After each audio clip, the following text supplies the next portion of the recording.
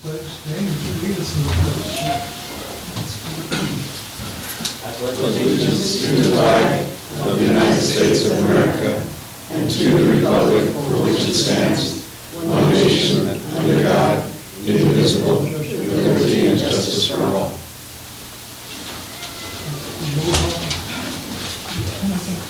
Councilmember Bach. Councilmember Freeman. Here. Councilmember DeVries. Here. Vice Mayor West. Here. And Mayor Montana is absent and excused. Let us know what else you can. Yes, he did. Okay, we're gonna go into closed session now, and we'll be back in. Sure. You don't need to hook that on everyone. I know, but I'm just turning it on.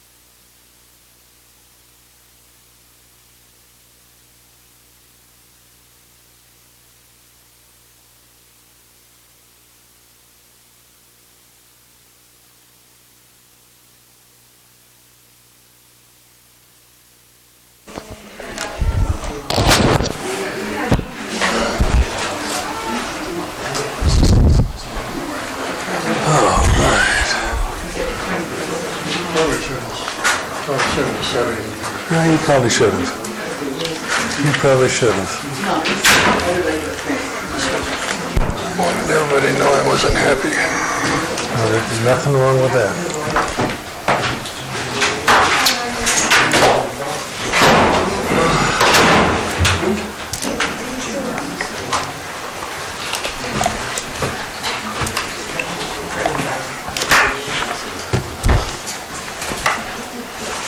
All right. City Council back in session. Would you report out the public? Okay, the city council went into closed session at 6 o'clock and they came out at 6:35. And the matter discussed was public employee appointment, title interim manager, city manager, and no reportable action was taken. Although I note that this matter is on the agenda at 7E and it will be further discussed in open session at that time. Thank you. Public comment. Anybody have any public comment about anything you want to talk about? We won't be able to respond because it's not been agendized. So if anybody has any public comment, we have any... Rachel Ponte?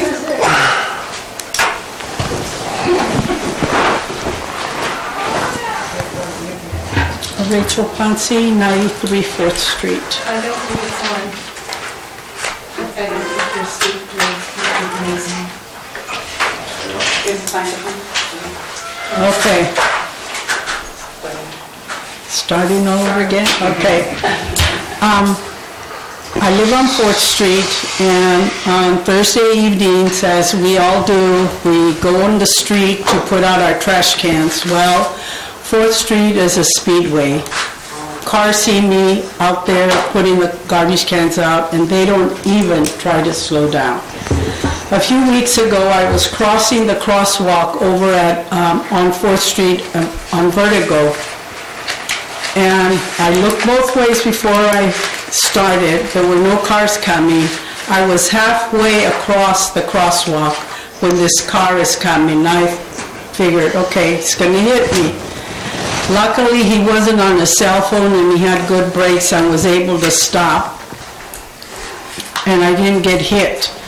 But the point is, that's how fast those cars are traveling on 4th Street.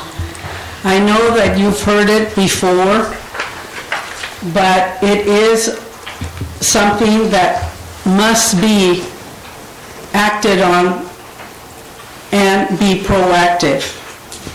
With a population that will certainly be increasing, you surely must act quickly to these concerns. Last month, you acted quickly on concerns of a small group. So why not act quickly for this concern that has been ongoing for so long? It is an issue of safety and quality of life that impacts the community as a whole. So I think that it definitely is something you all need to be proactive on. Thank you. Is this something we need to put on the agenda for? Well, can I respond to that?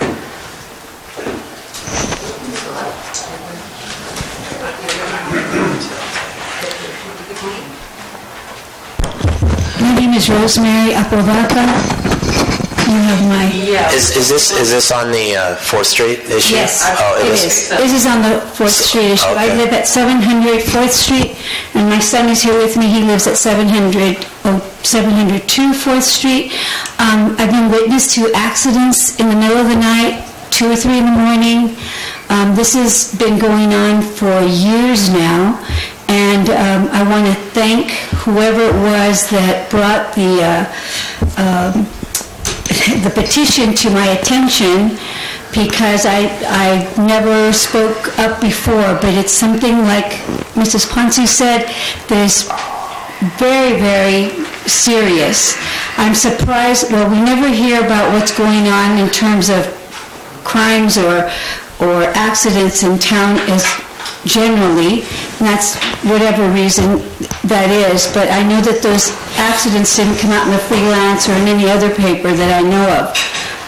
But I also know that the theater is right across from me, and people are coming out of that theater at all hours of the day or night, children, elderly people, and those cars are whizzing through at 75 and 80 miles per hour with no way to stop them. We have gone out and chased down a motorcycle and 2 cars, and all they do is they'll flip you off or cuss at you. So I too would like to reiterate how important it is that this be taken care of. I'm just really afraid someone's going to get killed, especially with more traffic that's going to come in with all the housing that we're adding to the town. So thank you for listening.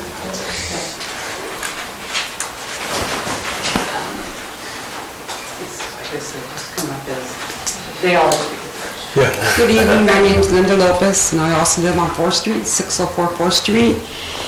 And also watching the traffic, how fast it goes in the middle of the night, you can hear it. I've seen dogs get hit, I've seen the chickens get hit, cats, and we also have signatures from the Monterey and 4th Street residents with the concerns we're having. So I would like to give this at this time. Okay.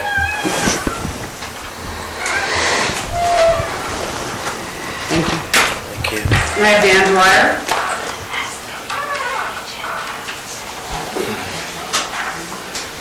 My name is Dan Dwyer. I live at 87 4th Street, that side of town. And the solution to the problem is simple to me. I think speed bumps, 25 mile an hour speed bumps strategically placed would make a big difference. The roadway there is as smooth as a billiard top, and kids skateboard down it so smooth, and since they did that infrastructure project, it's nice and smooth, and people speed down it. Not everyone, but a lot of people, out-of-towners speed it. They speed at night. People speed at night. During the time that children are on their way to school, people speed down it. And I think it's a serious issue, but the 25 mile an hour speed bump would certainly slow down the speeders. And it works 24/7. And you don't have to hire a police officer, which, as I understand, is pretty expensive. So, anyway. That's all I have to say. Thank you. Good luck with it. Tony, you want to? Manuel Angola. I couldn't sign that because I live My name is Manuel Angola. I live at 40 Monterey Street. The same thing here. If it's speeding, nobody's stopping at the stop signs. All 3-way stops, 24/7. I lived there for 50 years. And it's getting worse by the day. And now we're going to have 100 houses in the north end of town. And what are we going to have there? A freeway. We need something done, quick. The other day, I was up at the cemetery, leaving my son's grave, leaving the wife. So there comes a sheriff's car from the top of the cemetery. He comes down, looks around, crosses the street there, pulls alongside the vet's building, sits there. I don't understand why in the hell he can't stand over here, sit over here on 4th Street and watch the traffic. The people running the stop signs 24/7. And he's sitting over at the vet's building. This just happened last Wednesday.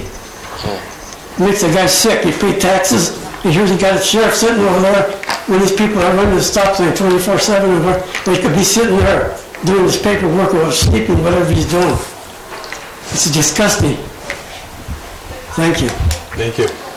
Richard Larios.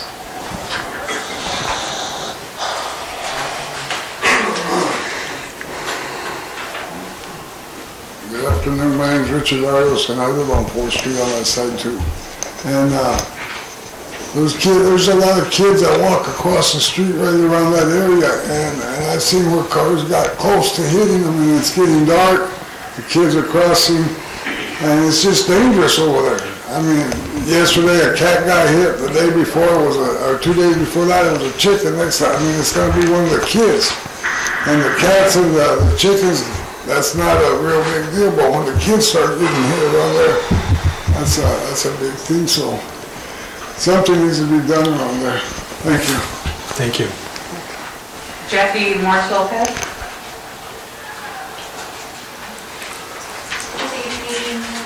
I'm on 4th Mission Street, the other side of 4th Street with Mr. Dwyer, and I came to support the citizens' concern regarding the speedway on 4th Street. And I went to Mr. Angelo's house over a month ago. He wanted me to observe with them the 3 stop signs where people just blow through there. And I went there one afternoon to sign his petition, and we sat out there for a good 10 minutes, and I can tell you that every single car did what they call a Hollywood stop. They didn't even wait 5 seconds before they just rolled through the stop sign. And the speed is also a major issue. And I agree with Mr. Angulo and Mr. Dwyer about a speed bump because the road is very smooth, so people get going really fast. And when I cross 4th Street in the morning to go to work from Mission's a really short street. And so I usually take a right and head on out on 156. And you can already see the cars once they go through that 4-way stop on Franklin, on Washington and 4th. They've already picked up speed once they're heading towards the school, and they just speed really fast. And if you don't look twice, 3 times, and try to turn right or left onto 4th Street from Mission, you can get T-boned really easily if you're not paying attention because these cars are really speeding.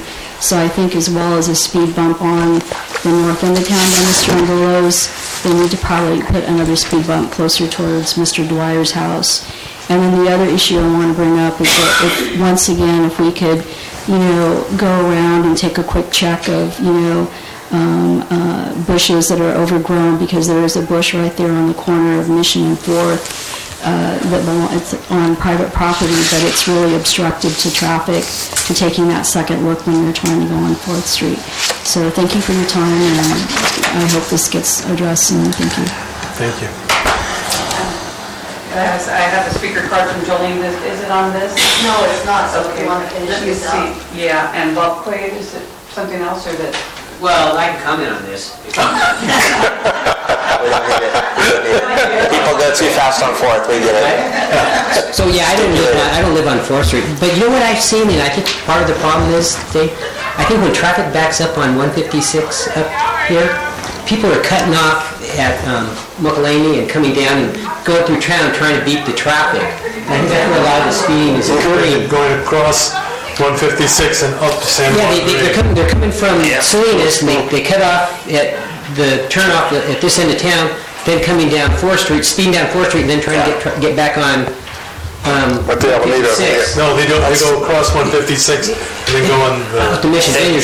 So that's where a lot of the speeding is, especially during traffic time. I actually put my speaker card in. I was reading on Bonito Lake on how the San Diego County Water District was spending so much money over in Hollister putting in their new water treatment plant. And I thought, wow, they're spending so much money over there. Can't they spend some money in San Juan Bautista and upgrade our water treatment plant and relieve some of the costs for us? And Tony's shaking his head no up there. But when I was on the city council, they had actually agreed to contribute money, and we're going to use their blue water and mix it with our water, and they were going to pay for a treatment plant. Until they decided it was going to cost $6 million. That's a big topic, Bob. Yeah. Roger brought that up in every meeting with the water district, so just so you know, that's been pushed for years now, so. Well, I think we should still keep pushing it, because, if they can spend millions of dollars over in Hollister, they can spend, a few $100,000 to help put in our treatment plant here in San Juan. Thank you. Can I say something about 4th Street? Are you done with it? Another speaker? Mariana Thomas. I live on 45 Monterey Street, so I want to ditto what everybody else has said, but what I've observed, because my house is right on that lower corner, people come slowly there, so then they take off to get to the freeway, whether it's bikers, whether it's cars. So from that point, from 45 Monterey, and they take off, really fast. I used to call 911 different times because it was, several times I almost saw people being run over. So, it really is a serious problem. Thank you.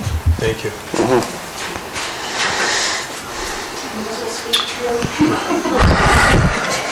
Heidi Volz at 41 Monterey Street.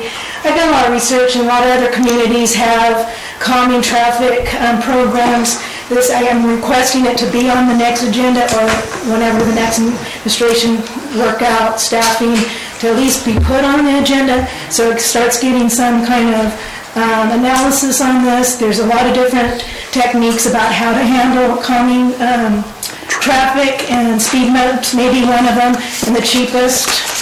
There's a lot of information out there, and it doesn't have to be concrete. There's a lot of man-made products too.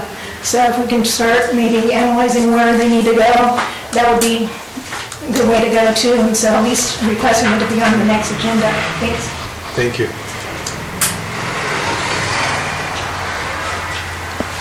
Anyone else say something? First, let me say that I completely agree with all of the comments made regarding 4th Street. And let me add this footnote. Back in the day, in the early 90s, when we were kind of looking at downtown, we knew that 3rd Street was going to be a very slow kind of pace, you know, through the historic district, whereas 4th Street would be more of the way to get through town on an expedited basis. But I think, unfortunately, that had unintended consequences of making it really expedited. And then when the new pavement went in, it just kind of lends itself to going too fast. And I've seen it myself. I live on 5th. I see people ripping down 4th all the time. I absolutely agree that something needs to be done, and I do like the idea of speed bumps. As a matter of fact, Mr. Dyer, remember when you and I had to pick up all those little chicks years ago? I'm going to mention that when I heard that. Yeah, I was. Right. I was behind a guy. I was behind a guy who was just driving like a bat out of hell, and a mother and maybe, I don't know, 15 little baby chicks were crossing the street, just ran over all of them, killed most of them. Those that were still, killed the mom. Those that were still alive, Mr. Dyer and I scooped up in a box, and I took them to Rancher's Feed, and they gave them away. But anyway, the point is this 4th Street's a problem. Here's what we're doing about it. This city council has already instructed the planning commission to study the issue of traffic in San Juan from 2nd Street here to 4th. And I will personally make a point of telling Chairman Hopper to expedite the analysis of what can be done on 4th for traffic calming, speed bumps, whatever can be done. But I think the look that they're taking for all of those streets is going to be pretty comprehensive. There might be some opportunities to do one-way streets, there's a lot of things on the table, because we've been talking about traffic on 4th through 2nd for a few months now. So I think it's going to be something that's addressed in that process. I think in terms of starting an analysis on traffic calming and speed bumps and so forth, it would be most appropriate to have it start at the planning commission level, see what they come up with, and then come to the city council. But I'd certainly be interested in what other council members think. So in terms, I guess what I'm getting at is I don't know if we put it on our agenda for next time. I think instead we tell the planning commission to start work on that. Mr. Bell? Well, number one, I didn't sign that petition because I wanted to be able to say we need speed bumps on 4th Street there. And when you talk about, tourists or whatever, I can identify at least 6 cars in this town that speed up and down that street. 2 of them you guys have seen. It's a red car and the wheels are out like this, and there's a white one like that. There's a pickup truck that I don't know where this kid is going. He comes down about 8:30 in the morning. Maybe he's going to Vertigo, gets his coffee and speeds back up. There's a speed bump by the ballpark there at the intersection of 5th and McCollum. Anybody ever gone over that? Yes. Roger and I looked those up, and to cover both lanes, you're looking at about $1,800. They're made out of recycled rubber. And I think they just use long spikes or something to hold them in place. I would like to see the city put one in front of my house, just before you get to the teatro. No, I don't know if you noticed it, but I leave it up to my wife. My wife badgered Public Works and we justified there's a crosswalk right in front of I'm on 707 4th Street. there's a crosswalk right there, and we justified it because people going to the Teatro, they park on 12th Street or they park on the other side of 4th Street, and they had to take their chances crossing 4th Street to get to the Teatro. So we justified that crosswalk there. But I have to tell you this. Monday morning, I'm halfway across the street. This guy comes by in his gray sedan. I don't know who he was. I wish I had a brick. He didn't even look at me. He just drove right through the crosswalk. So, but I think we need at least 4 speed bumps on 4th Street, possibly 6 of them. We need one at on Monterey Street, just before you get to the stop sign going south, I guess. We really can't respond to But anyhow, to a public comment. It's not agenda. I'm just responding to you guys. That's what I want to see. Hey, I got left out. I too am in favor of some speed bumps on 4th Street. Listen, damn people from Creek Ridge coming out. I have another speaker card, Jolene. Jolene Cosio, 181 Lang Street. I actually prefer raised crosswalks. I think if the one by your house was raised, that might not have happened the other day. 2 speed bumps, but whatever works, and something does need to be done.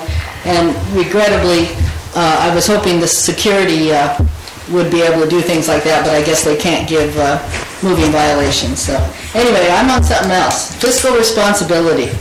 The city councils elected in 2004, 6, and 8 spent city money recklessly that was not theirs to spend. They spent hundreds of thousands of dollars to annex the old cement plant in anticipation of a project that did not exist, and used money from a water grant that they ended up losing. They borrowed $11 million that is costing the city $26 million over 30 years for a water project that they and city manager at the time, Steve Julian, managed so poorly that they not only went over budget by $1 million, but also left $1 million of equipment for a pellet softener that sits rotting or rusting, however you want to put it, in the sun. The city councils elected in 2010, 12, and 14 balanced the budget as best they could with the help of city manager Roger Grimsley. He worked with the bank to get a lower interest rate and get rid of the original variable rate on the loan. He created strict, separate accounts within the city budget and created a capital improvements plan which previously did not exist. He laid plans for finishing the water project once the city had saved up enough and paid back the overages from the original project. He worked with the Planning Commission and a developer to bring a gas station to the city that could have added a great deal of sales and gas tax to the city budget for maintaining our infrastructure, and things like speed bumps. But it was stopped by a lawsuit from a small group that called itself Accord. And while the developer bore the cost of the lawsuit, the city manager still had to spend hundreds of hours documenting the path the Planning Commission had taken to make sure that the station would fit with the city zoning and other ordinances. All of this was very distracting for a small city that constantly struggles to improve the water quality and water delivery system, code, and law enforcement, and other issues. Perhaps the councils of 2010, which I was on, 12 and 14, did not move as swiftly as we should have once they had saved up the capital to finish the water project. Maybe the current council, elected in 2016, can move forward now. But you must continue to be fiscally responsible while moving forward. I don't know if you will be able to do that after you have let the person go who was attempting to do the jobs of city engineer, city planner, public works director, and city manager, all for about half the salary of most city managers. He may not have been perfect, but he did a damn good job under the circumstances.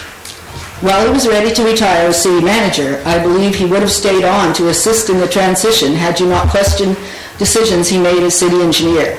And I would like to know where any of you got your degree in civil engineering. I wish you good luck going forward because the citizens of San Juan are depending on your good judgment in making financial and other decisions that will keep our city solvent as well as a great place to live. And please, be transparent. Thank you.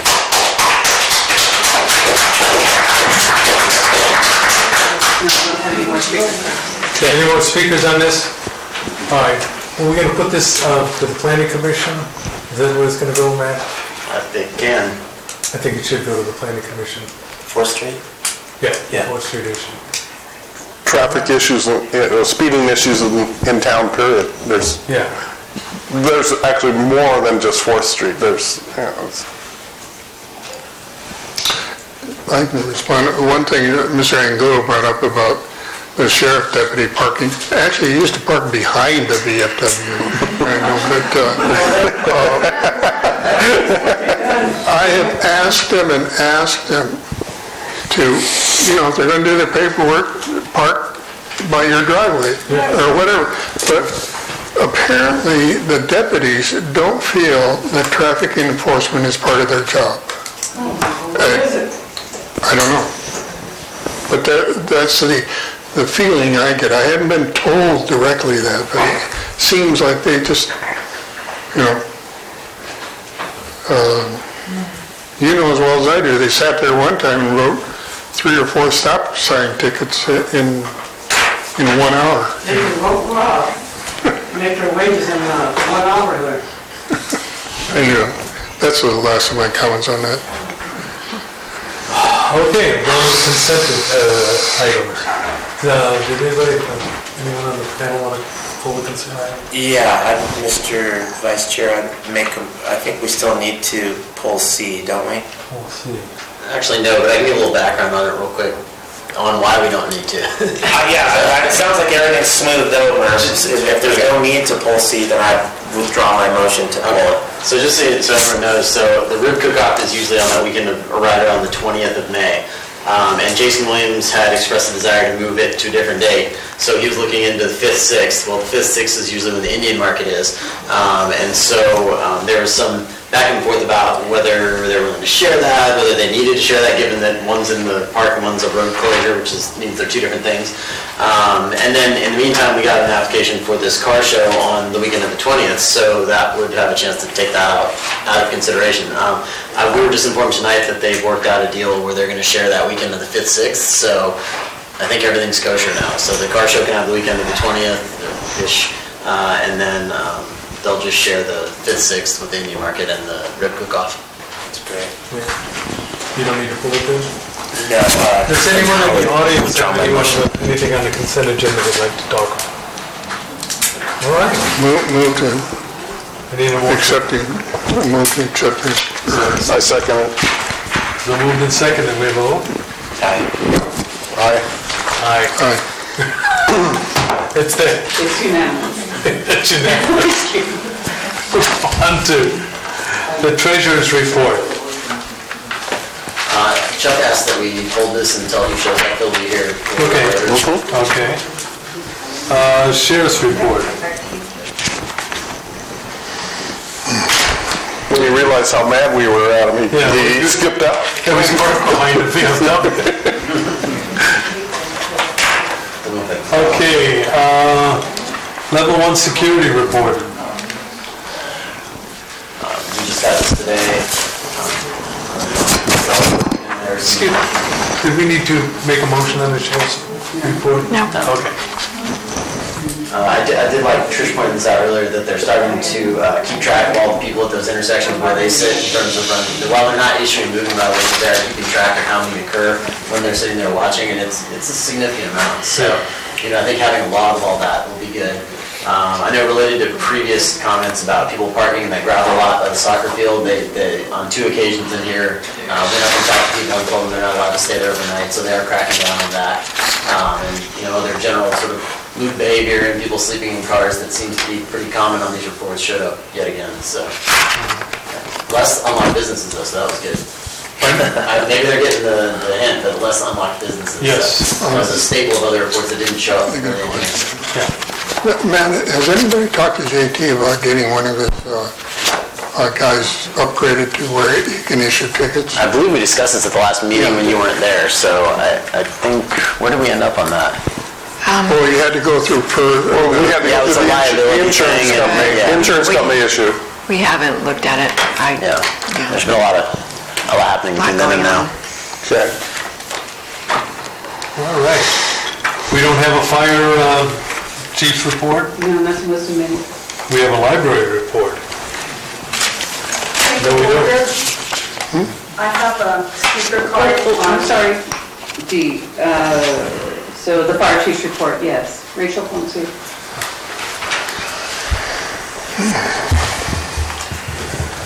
I know that you guys were kind of lax on the public comment. You weren't supposed to respond, but I'm going to respond to you on what you responded.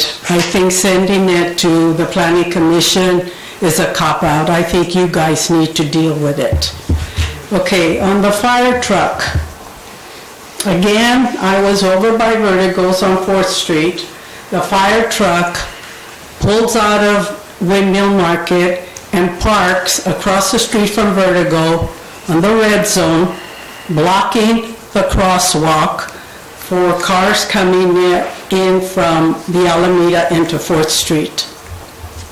They were not on duty. They didn't have their duty gear on. They parked the truck on the red zone, got off, went to Vertigo's to get their coffee. I think that is pretty evident of the disregard of our laws and ordinances if that is happening. We have to remember that safety is one of the big concerns we have here, and especially on 4th Street. You heard the comments about the sheriffs hanging out at the cemetery. The action is downtown. They don't patrol. My concern is that obviously the disregard is running rampant in the city, and that's a very big concern. Again, you guys acted pretty quick last month for a small group of people. Here, you've got a big group, and it affects the whole community. You have to act on this because it is getting very bad, and it will only get worse when the population explosion happens. Please remember the citizens of this town and put their safety first. Thank you. Well, first let me say, Matt, find out if it has to go to the planning commission first. If it could come back here. So just for the record, there's no staff for the planning commission meeting next month. So I don't exactly know what's going to happen with that. But we also have no engineer to design traffic calming at this point. You need a traffic engineer for it. So just there's nobody to assign that to really that can lead the planning commission until you hire an engineer. So maybe looking at November rather than October, but I think it could still start there once we get staffing figured out. And I did want to point out, Mrs. Ponce, that I had two of the, and I forget their titles because I never remember the hierarchy in the fire department, but two of the boss guys or mid-level boss guys came in to talk to me, and they, about county level stuff, and then before they left I said, just so you guys know, and I made them put out their hands and slapped them, and I said, you got to tell you guys not to park in front of Vertigo in the red zone. So I've at least told the mid-level managers that, and I'll make sure to talk to all the lower-level guys too, so that everybody knows that. So. Thank you. Yeah. I was kind of curious as to why we were sending this to the planning commission. What do they got to do with it? They usually start those things. What? They're already doing it. They're already looking at traffic, like I said, from 2nd to 4th. Are they going to determine what? That hasn't been on the agenda in a while, but no, I know that is an ongoing. Okay, whatever. I think ever since the 3rd and Franklin stop sign, the traffic really hasn't come up at the planning commission. So. So they're not doing anything. No, there isn't anything on that currently. Rich, let's put it on our agenda for next time as an agenda item. All right. We'll try to muddle through with that. Yay.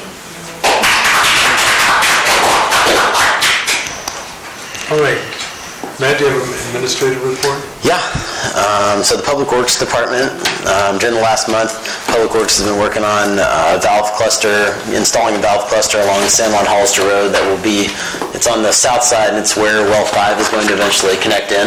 And then we got Senko to help with the crossing, so now that 8-inch line is crossing the road and it's going to be converted into a 6-inch line going into the well, and there's going to be a bypass as well put in there so that it can be directed down to the pellet plant at some point, hopefully when we get that finished. So all of that infrastructure is in now in terms of the hookup. They've also been doing street painting and other sort of routine maintenance things, tree trimming. One shift in staffing was that when the city manager resigned, Nick Bryan, who'd been working underneath him as an engineering tech, is not able to do those inspections anymore because he was basically performing those under the guidance of Roger, who was a certified building inspector. So without that overview, he's not a certified building inspector himself and can't perform those duties. So the other half of his job was already working with Public Works, and so I shifted him into the open maintenance 2 position there, so that he's basically the same tier now as the other Public Works crew members who he's working with on jobs. So we still have an opening, but now it's the open engineering tech position. In terms of planning and code enforcement, at our regular meeting on September 5th, we approved the environmental documents and for well 5 and well 6, which included an initial study and a categorical exemption for both wells. Both of those moved through with no problems. And then the other part of that is that they'll be submitted to the State Water Resource Control Board with the pump capacity tests that were being, the study of the tests themselves and then the write-up of those being put together by Hydrometrics. And so there's a little delay in getting all the stuff back to them because the data logger got stuck in well 6, and so it took an extra week and a half to get that and the sounder back out of the well, but now they have everything they need and can move forward with that. And we'll talk about water a little bit later. Let's see, in addition, we approved sign permits for Mission Hardware, which is the backside of 507 3rd Street / 507 4th Street. It's the big red barn that parcel spans both, the whole block. The only caveat there was that they have to remove one of the existing signs to meet the sign requirements in terms of square footage. So I'll keep an eye on them to make sure that they're removing one for putting up the 2 new ones. We also discussed a possible bulletin board across the street here on Polk for Credo Studios, and that was tabled till a future meeting. And there were several code enforcement issues brought up regarding Harvey's lockup, which we'll try to address at some point when time allows. Let's see, I've also been working with City Attorney Mall to identify and evaluate options for contracting out the city's engineering, building inspection, and plan review services, and actually a plan tech as well, permit tech as well. And based on the proposed salary and benefits for the new city manager and the combined salary of the old city manager, vacant public works position, and grant writer that was included in this year's budget, I told you this earlier, there's approximately $6,000 available for those contract services, but we talked about that, so it's going to get a little messier than that. I reviewed CSG and 4-Leaf with City Attorney Mall, and we made a decision, but we'll talk about that later. And then I met today actually with the staff from the San Benito County Integrated Waste Management, and there's a section of the building permit application that involves construction and demolition waste recycling, and it's one that hasn't been highly utilized yet anywhere within the county, and so they're basically working with the state right now to show that we're putting in a good faith effort, and we're going to, I just got the new forms today, as well as for filling out and the informational forms, so that Carmen can soon start including that in the building permit applications once we start issuing them again, and we can start actually reporting those results and getting those construction crews recycling all their materials, or 65%. So that's hopefully going to help us in our path towards being a model green city, getting on track with that. In terms of water, I've been assembling all the information required to address the requirements from the State Water Resource Control Board regarding both of our current violations, the source capacity violation for needing a 3rd well, or technically a 2nd well that can meet max day demand, and then the nitrates in well 5. Let's see. So we're looking to bring well 5 and well 6 into the system. We conducted the constant discharge rate capacity studies during the week of August 21st. And as I mentioned earlier, Hydrometrics is putting together that report. The other part, unfortunately, there was that the Title 22 test that we did on well 5 showed high iron. Iron is a secondary standard, so it's not really, it's not detrimental to health. It's actually an important part of your diet. But if you use it to wash, say, white clothing, it could make it discolored. And so the state requires public water systems to treat if you have high iron. So we actually got together with Bracewell Engineering and Majora Brothers, and we talked about the different options for well 5, and the outcome was that we commissioned them to do a well profile, a well number 5, and it happened today actually, where they go in and inject ink into there's 3 different screens at 3 different depths, and they inject it and pump from the different layers to identify what the chemical components are of the water at each level and the capacity of the water available at each level. So hopefully by the first week of October now, we'll have all of our test results from that, and best case scenario, the iron is coming from the lower level, and we can pressure grout it and seal it off and only pump from the high 2 layers. So we'll see, in the next 2 weeks what happens and what the results of that test are. So. Is there a lab report from a state certified lab telling me what type of iron it is? Because it makes a difference. Ferric or ferrous, it does make a difference. Yeah, I don't know. All I know is that they tested for what we're required to test for, and it was, the MCL is 300 and we were at 1200, so we're about 4 times the limit. So. But if it's ferric at about 3 parts per million, you can no longer get your clothes white, and so it's going to be problems with that. Well, I assume they wouldn't test for the type of acid. It's not a problem, so, or iron, I mean. So I trust our engineers at Bracewell and that they wouldn't test for the wrong stuff, so. We need to test for, there's actually 3, but you need to test for all 3 to know what you're up against. Okay. Well, we're doing all the required testing. Okay. What I know is that the one that we're supposed to test for, we're 4 times over the limit, and we're dealing with that, so, yeah. So let's see. So I told you best case scenario. Worst case scenario would be that there's actually iron in all the different parts of the well, and it would require treatment. That's a pretty expensive proposition. We're talking almost $100,000 just for the test, just for the treatment equipment, and then after installation and everything, they were talking upwards of possibly $250,000. So let's just keep our fingers crossed and hope that it's what we think it is, which is iron in the low part of the well. So. And I'll obviously keep you posted on that.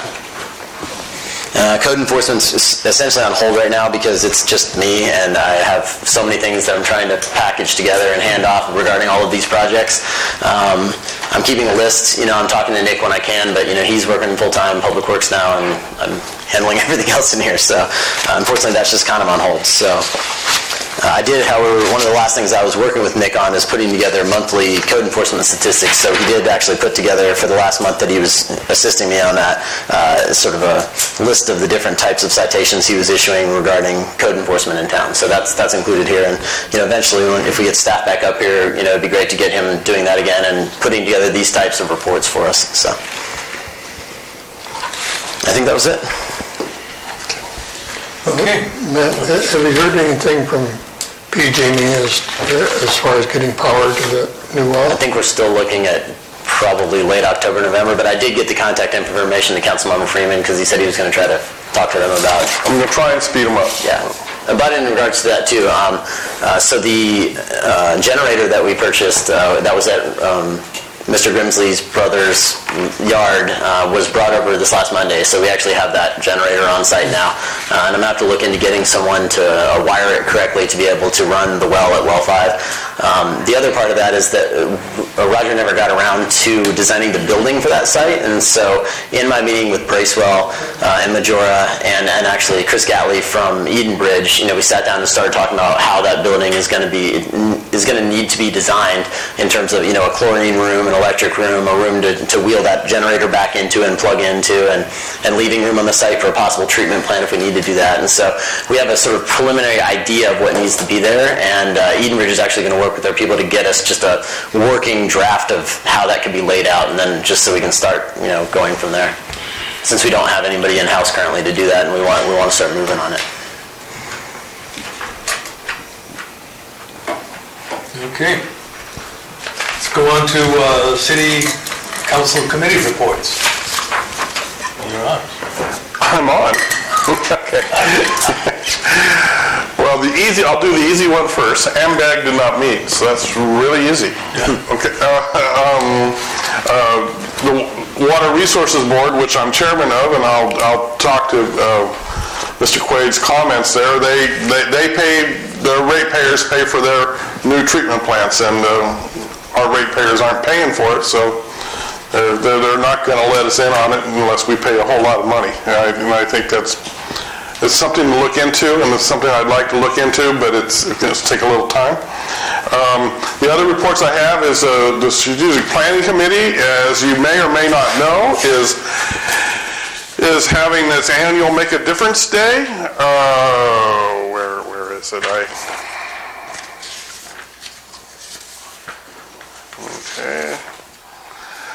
So that's going to be October 28th from 8 to 12. We're going to meet at the library for registration. There'll be a barbecue at the end of the day, lunch barbecue. We'll have cleanup locations, Community Center, City Hall, 3rd Street, the ballpark, and possibly the underpass at Washington again. Abbey Park, Verudy Park also. We have donations from several vendors for food. Recology is going to provide a roll-off bin. I believe it's a 20-yard roll-off bin for the trash we'll collect. But Benito Link and Freelance are going to do press releases. You should have all gotten a message in your water bill. I know I did. So we do need a few other things. Paints, because we are going to be painting the ballpark at Abbey Park. Last year, the crew that did the Abbey Park got about halfway through the paint job, and it ran out of time, so they're going to try and finish it up this year. We have equipment for you to wear, yellow vests, safety glasses, all that good stuff, so we can all be good. And so hopefully you've seen flyers like this around town. The little one was in your water bill. Come, join the fun. I'll be there. Maybe the mayor will be there. It is a good time, and it's a good, and the city looks a lot better after we finish, I must say. So that is that. The other thing I would like to report is I did spend a fair amount of time with Michelle Hutoon, who is the new superintendent for the Aroma San Juan School District.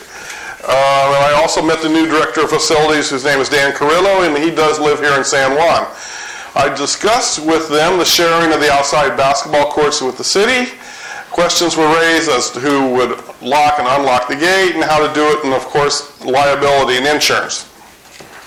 We talked about problems.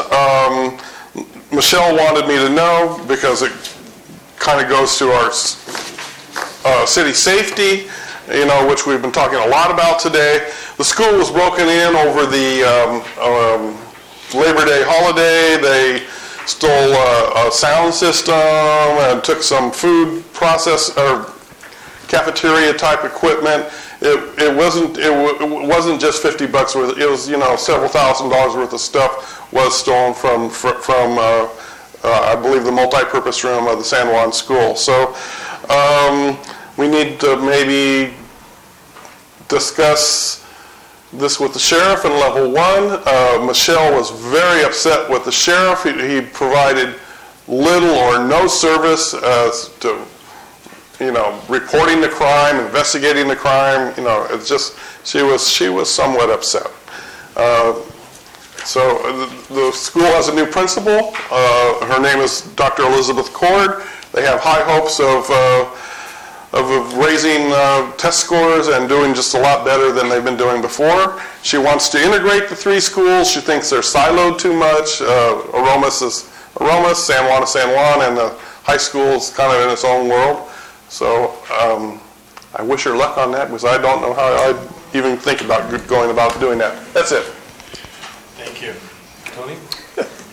Well, I have a COG meeting on Thursday, but I'll just reiterate, don't get your hopes up about getting a lot of money from SB1, and I think our share was $48,000 out of 20-some million, but the state is the one that decides that. So we have some money sitting with COG, I think probably around, probably getting up close to $350,000 to do road repairs with. In San Juan? In San Juan.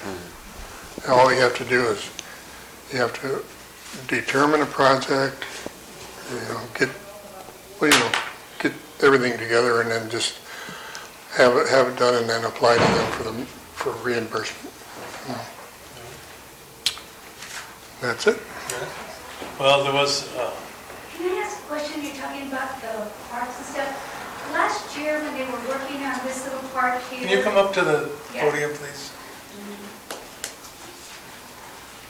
I'm sorry. Last year, when they were doing all the work on that little park over here, Rudy Park? Right, Rudy Park. I was under the understanding they were going to put in bathrooms there, permanent bathrooms. And I talked to Roger several times, and he said, yeah, that the money was there for those bathrooms, and that they were going to do them at the beginning of this year, because they didn't have time last year to do that. Is that still something that's going to happen? I know there are completed drawings for it, and it's a question of finding the funding and finding the drawings now at this point, and getting that moving forward. We are in a transition period. Okay. And it is difficult. Okay, thank you.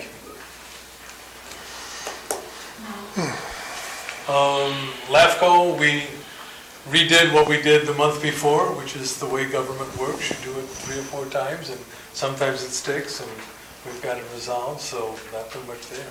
Dan?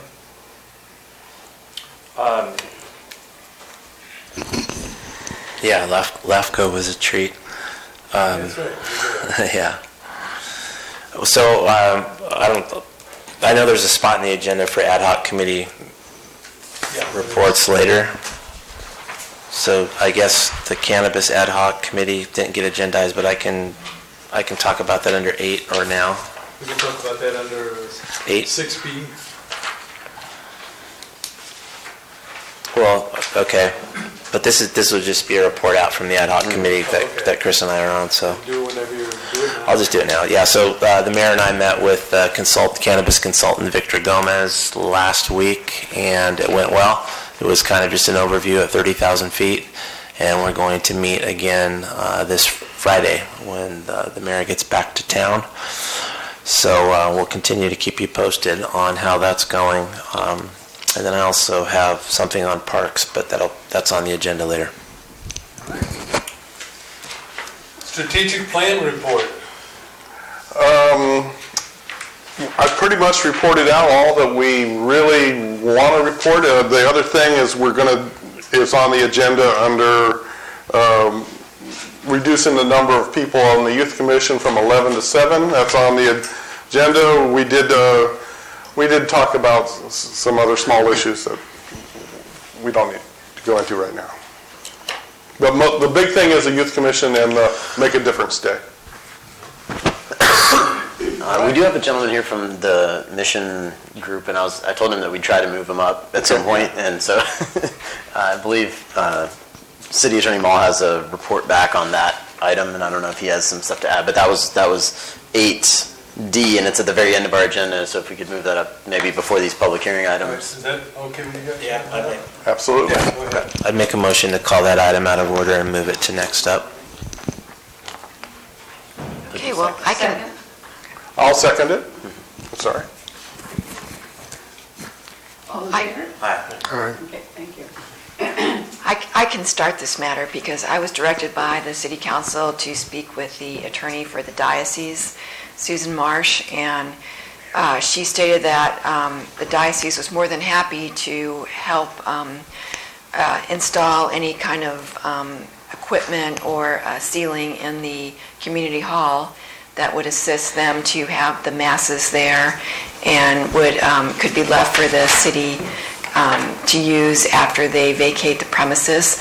Although what she did say, which might be contra to the gentleman coming up to speak tonight, is she said the fundraising is not complete for this project, so it's not certain yet what time period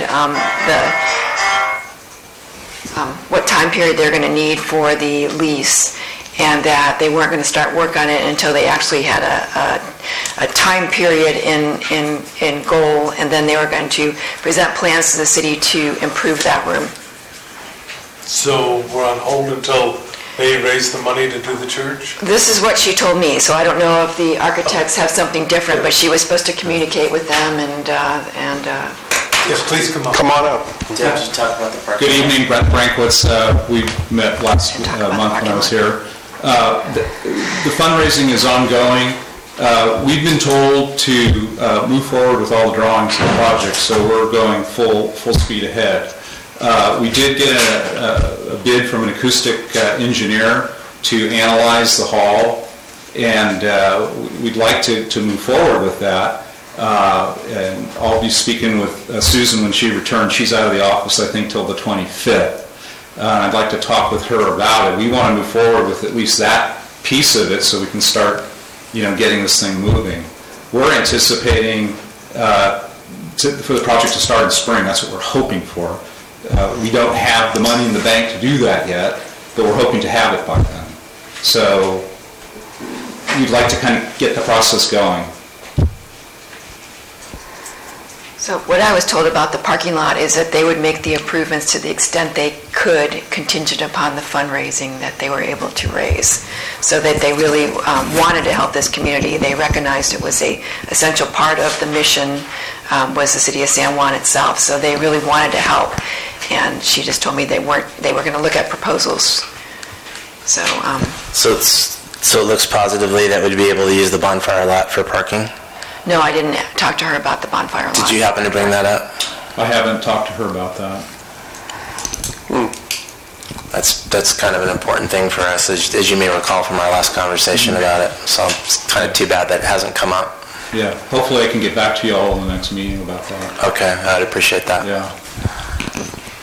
Any other questions? I would just say, call City Hall and make arrangements to bring your engineer in for the acoustic engineers. Sooner the better, just get it rolling. Yeah, we'd like to get that process started if it's okay with council. Sure. Okay.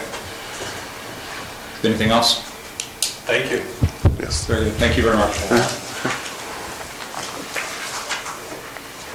right, let's go to public hearing items. 6A, consider ordinance amending Title 10 of the San Juan Bautista Municipal Code by adding Chapter 10.8 to provide an expedited permit process for electric vehicle charging systems. Okay, so the state passed Assembly Bill 1236, and that added a government code section which required cities of under $200,000 people to pass an ordinance to expedite the permit process for electric vehicle charging systems. Tell them we have one? So they didn't talk to me personally, but basically I got this information from a building official from another city, and he gave me a copy of the model ordinance that was being circulated among building officials. And so basically what I did, because there's a deadline of September 30th, 2017, I just took that ordinance and I formatted it for the city, realizing that you don't have a big demand right now for electric vehicle charging stations, but you never know. So you will have one coming in actually if the gas station over on the Alameda is okayed by the Court of Appeals. So you will have one coming in there, but it will not be subject to this new ordinance. So does the new one require that new subdivisions or new commercial establishments have so many per parking space, or is it something like that? No. No? Okay. No, just as an expedited permit process. Okay. I don't really know a lot about it, to tell you the truth. I didn't invest a lot. There's a lot in line about it, but I didn't invest a lot of time to, since it isn't really that germane to the city at this point. Because it probably will be, because the cars are changing. Right. If you go up to San Jose, even the little strip malls these days have specialized parking places where they can plug in. So.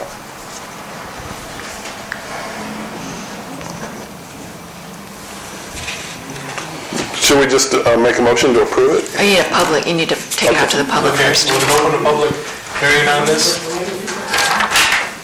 Public comment? I don't have the speaker cards on We have no speaker cards. Anybody want to speak on expedited electric vehicle charging stations? Is there one by the ballpark over there now? Yeah. Yes, there is. Is the ordinance online so we can look at it? I have no idea. Yes, I believe it is. It's part of the agenda. Yeah, the that's in packet's online. Yeah. The packets, yes, it is. I'm reading it. And also, if you're interested, I know the city of Palo Alto did a very comprehensive report on this, and if you're interested in that, you can go to their website and look at that. All right. No other comments? I'm going to close the public hearing. Bring it back to the council. We have a motion on this? I don't even have the... Do we need a motion on this? First reading, right? It's the first reading, yes. This is the first reading. So it'd be a... Okay. All right. We'll go to items. I need a vote. You need a vote? Yes. Okay. Yes. Oh, I need a motion, then I do need a motion. You need to approve the environmental review and approve the first reading of the attached draft ordinance. All right, do I have a motion to approve the environmental review? I move that we approve the environmental review for electric car charging expedited permits. Second. Motion is second, we will vote? Yes. Councilmember Bach? Yes. Councilmember Freeman? Yes. Councilmember DeFreeze? Yes. Vice Mayor West? Yes. Mayor Montrata is absent. All members of the council being present, the motion is stated by the maker passes 4001. Thank you. So that was just the environmental review, right? You didn't That was the approve the environmental first review. reading of the ordinance, so you need another Yeah, motion. we need a motion for the ordinance itself. Another motion. I don't see the number. I have a copy of the Doesn't ordinance. have to have a number. Make a Yeah, motion just the first reading. to introduce the first reading of I don't even know what it says. this ordinance. It's right in here. It's in the staff report for Got the- 5A. I don't know why my packet was so thin. Go ahead. We need a motion. Dan's turn. Where, give it to me, I'll read it. I'm looking for the number. If I had a number, I'd move in this heartbeat. Okay, here it is. Ordinance number 72017, which is the date, or, okay. On ordinance -0304?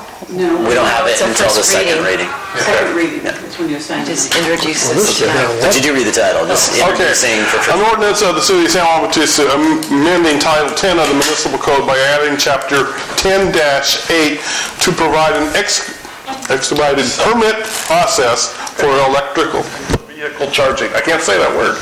You got it right. Okay. And that was the motion and the second. The second is, Second. we have a motion and a second. We get a vote? Councilmember Bach? Yes. Councilmember Freeman? Yes. Councilmember DeFreeze? Yes. Vice Mayor West? Yes. Mayor Morton is absent. All members of the council being present, the motion is stated by the maker passes 4001. All right, now we go on to action items number 7. We have one more public hearing, 5B. 5B. This is the ban on We go back. marijuana. Go back to it. We go back. Sorry, 6B, because we haven't updated. This is the first reading. Right, so you've already seen this ban on marijuana sales, cultivation, and delivery. It was introduced to you, and you asked us to take it to the planning commission, to have them give it a land use review, and to look at the environmental review, which we did at the meeting on September 5, and they approved it via Resolution 25. So again, this would go for a first reading now by the City Council to ban marijuana sales, cultivation, delivery until such time as an ordinance is put into place to allow some portion. And this is recreational and marijuana. You already have medical marijuana So this- ban in place, so this is, well, I kind of included it in the definition just in case, so just to make it as broad as possible So we need a motion on that. for the first reading. And first you would approve the environmental review, and then second you would approve the first reading of the attached draft ordinance. And it's public hearing. Public comment. Pardon? Public comment. Public comment. Public comment. I have a speaker card from Mike McIntyre. I think he's left though. Yeah. Yeah, that's the only speaker card I have on this. Can I just ask a Yes. quick question? Just wanted clarification on the delivery aspect. It would not prevent others from delivering to people who live in San Juan Bautista? It's my understanding that if you can drive through, you can stop on the highway, and you can sell Yeah, it, but you can if deliver. somebody wants to, somebody perhaps who has a medical marijuana clinic or a dispensary somewhere outside of San Juan Bautista, and they want to, and I would like to have them deliver it to my house, are they authorized to do that under this ordinance? They're authorized under state law, they can stop in front of your house. Yeah, you can't bring it to Once they your get door, out I of the think is vehicle and go on your property, it's fuzzy, I don't know. So the ordinance itself bans deliveries to locations inside the city of San Juan Bautista, and that's sale for retail purposes. The AMA allows the exchange of marijuana. So if you're not paying money for it and somebody comes to drop some off within the regulations that are permitted by the state, I think less than 1 ounce of oil or 6 ounces of marijuana, it's legal. But if it's a money for exchange under this ordinance, it is not legal. I guess I'd need clarification if I have to pay up front before it's delivered. Anyway. Well, it wouldn't be able to be delivered to a location is what she's saying based on the definition. So if the car just kind of slowly rolls past your house and you get it through the window, I'm assuming that would be okay, 'cause it's not a location, you know what I mean? There's a lot of gray area. If I went to a dispensary, let's say in Monterey, and I paid for it, or maybe I called it in and I gave them my credit card and I ordered it, can they deliver it to my house? So technically, that's a retail sales. Okay, well, I would object to that portion of the ordinance, because there are people who really need it, people who are ill, people with cancer who are ill, who it can help, and they may not even be mobile and be able to get out of their houses to go somewhere to pick this stuff up. So I think others should be able to deliver.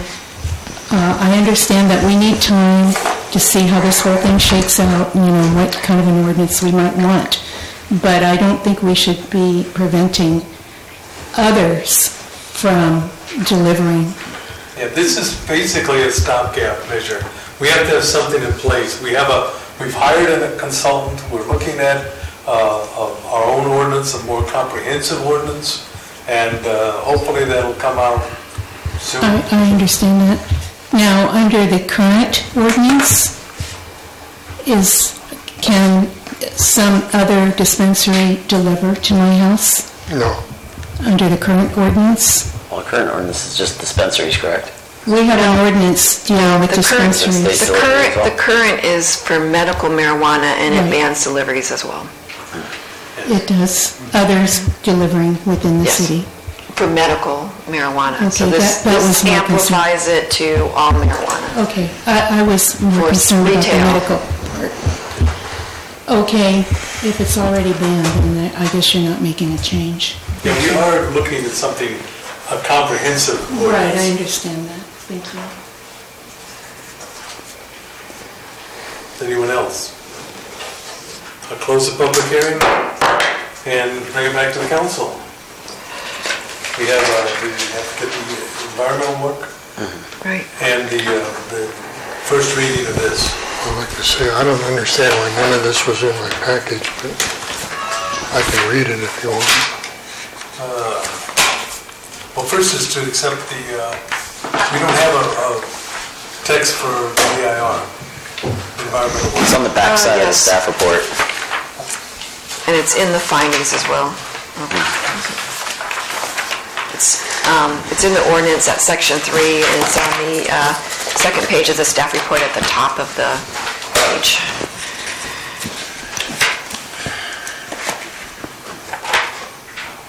Okay. that's the text of the environmental.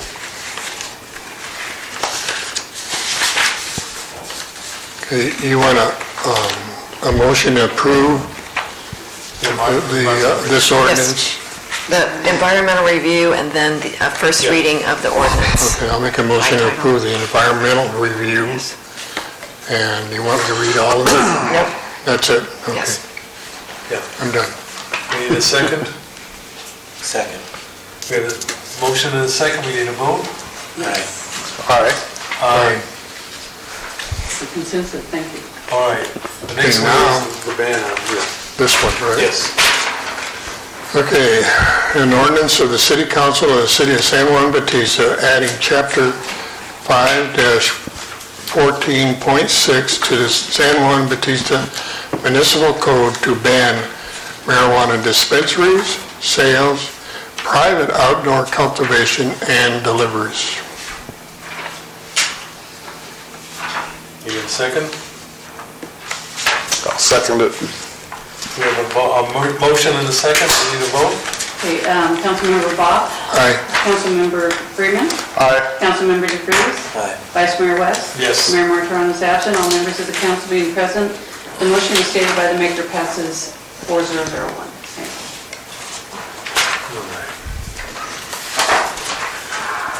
We you. are now into action items. Consider the change of youth commission ordinance, decreasing the number to 7, from 11 to 7. I make a motion we decrease it from 11 to 7.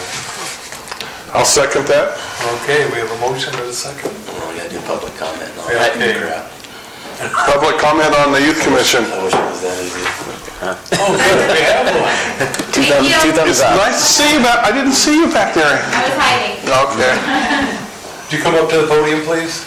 Oh, I don't think she has a comment. Does she have a comment? Just two thumbs up. She's a leader. No. hello. Hello. How are you? Tired. Me too.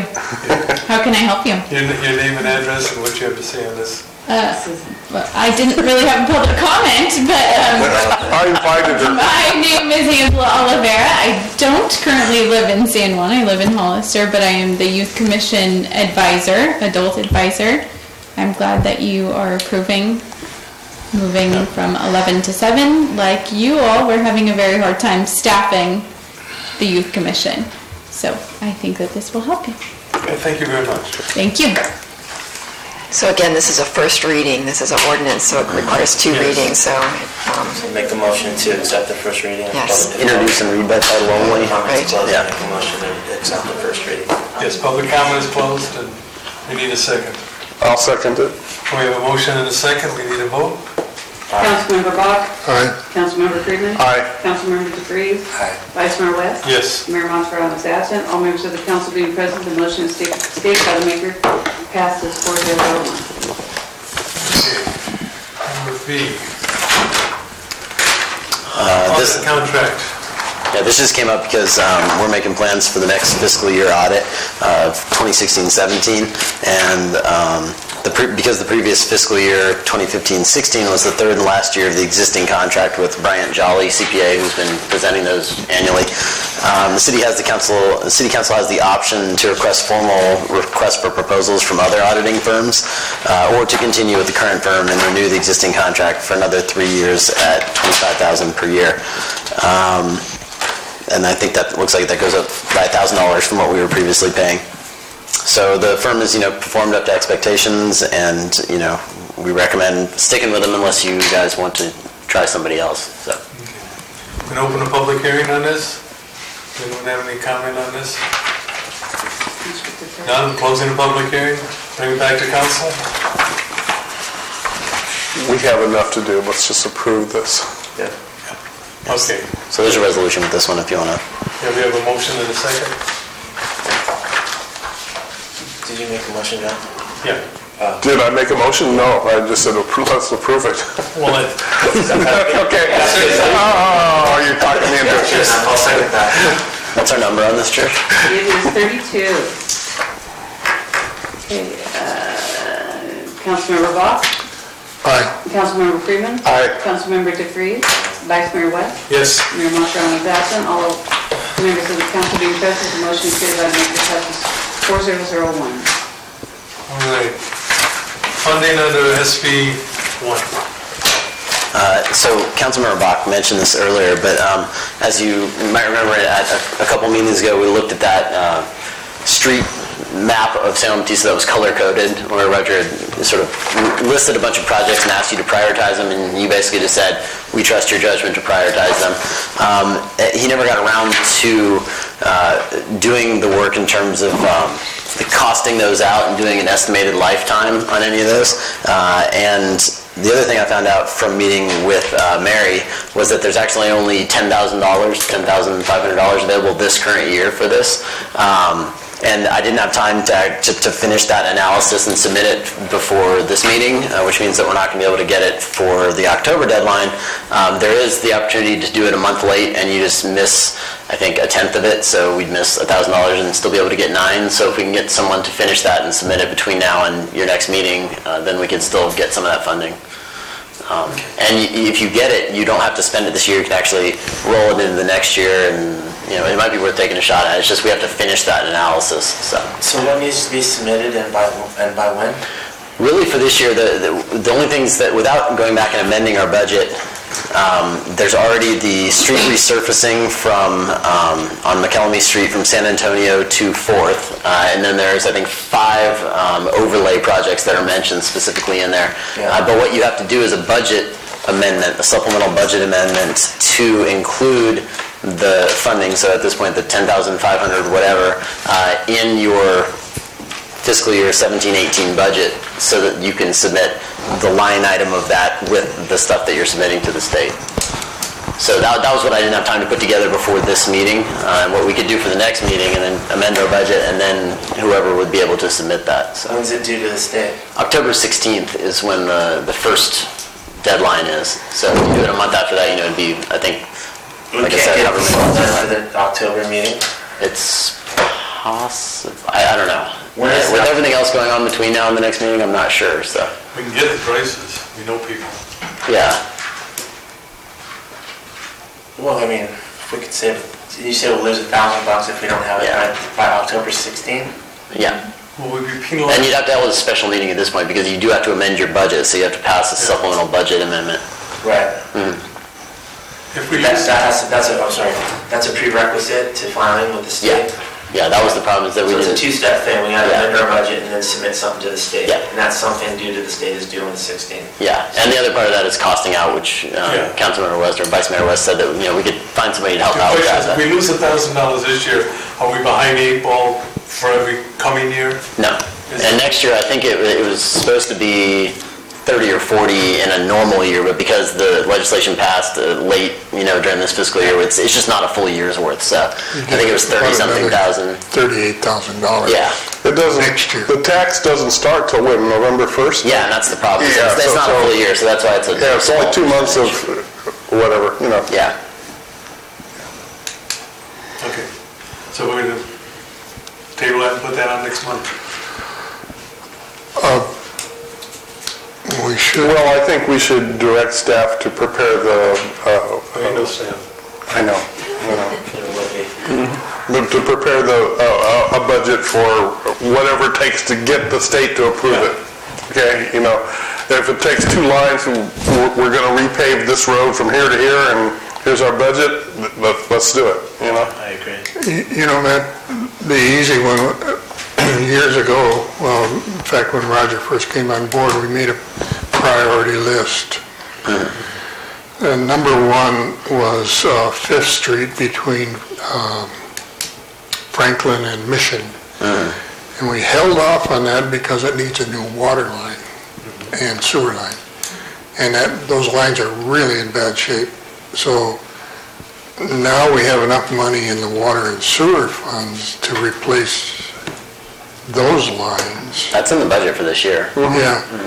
And then repave, you're going to have to trench the whole thing, so repave the whole street. That might be the simplest one to get a price on, for your submission. No, the overlay's the easiest to get a price. But, Just call Granite Rock and ask them how yeah, much. they'll tell you in a heartbeat. Yeah. Well, it's just a number we're using. Oh, yeah. I mean, I don't know if when you talk to Mary, did she tell you, if I remember right, we have $278,000 plus the SB 1 money sitting in our account over there. So I don't know if that, I mean, I don't even know how many feet that is, but, I don't either. you know, so, But I know people who know. yeah. And that's not my specialty as a planner or everything else. I didn't have time to go out and research how to actually put that number together, and so, yeah. My only question is, after we fix the roads, how many people are gonna come in here and complain about people speeding on the roads? Well, that's pretty short. It'll be a 16th of a mile drag strip, I think. Okay. What do, so we've directed the staff. Yeah, to prepare a supplemental budget for the SB1 funds. Okay. I have a whole packet of stuff that I can hand off, so that'll be one of my little bundles. Okay, all right.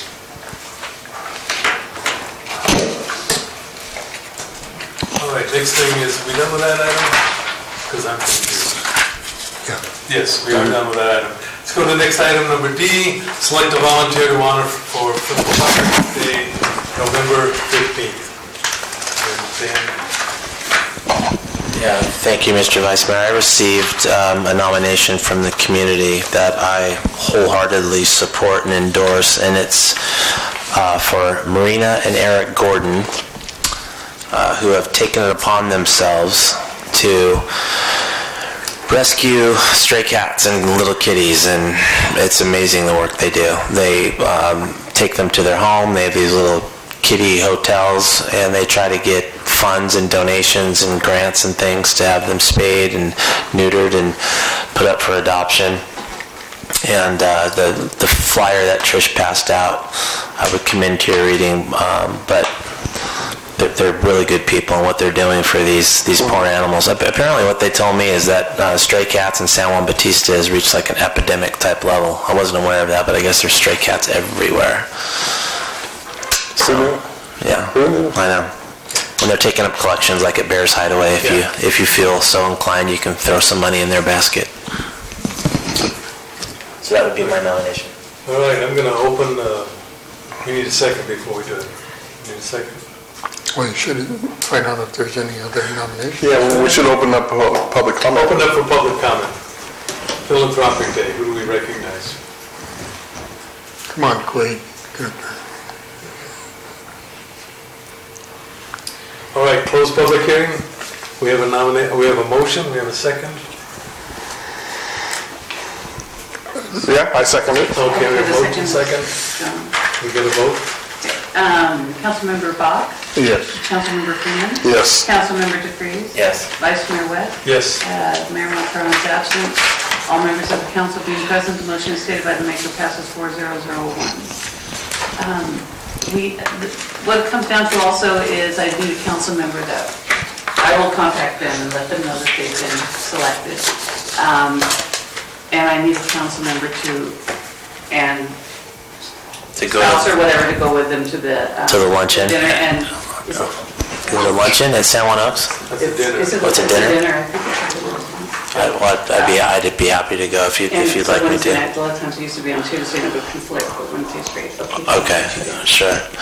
And I should say, before I made this nomination, I checked in with them because I didn't know, some people are a little shy about that. Like, no, we don't want anyone to know about this. We like to do it in secret. But the opposite was true. They were extremely honored to be recognized in this way because they are paying all this money out of pocket. So I think it'll be a really good thing for them. So thank you. All right. Next item F, city engineer. I think it's item E. City employment of interim city manager. E1 is consider amendment to fiscal year 17-18 budget for employment of interim city manager. Staff? Second. Do you want to combine E and F, talk about it at the same time? Because So basically, I don't have a budget report for you. I think Matt has the budget portion of this, but, you want to hire a interim city manager, and I believe the funds you have available through the budget would be the funds that you're not using right now to fund the vacant positions. And so I think Matt has a little more detail, but it totals about $11,500 a month. So you need to divide that amount between the interim city manager that you're considering hiring and the city engineer services agreement.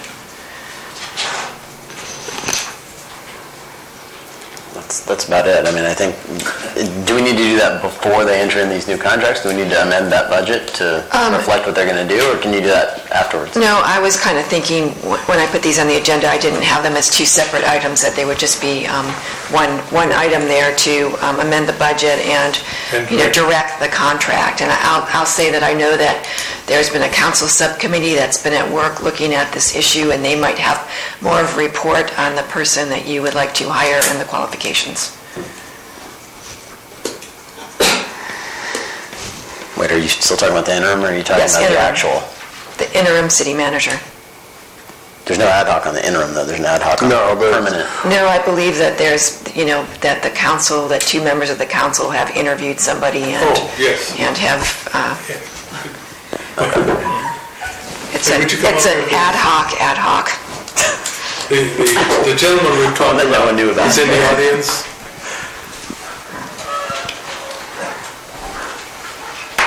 Could you introduce yourself, please? Members of the council, members of staff, and members of the community, my name is Ed Tweez. I'm a retired city manager who for the past 4.5 years has been mainly a citizen worrying about the same kinds of issues I've heard tonight, but I've also had experience working as an interim city manager for 2 small communities.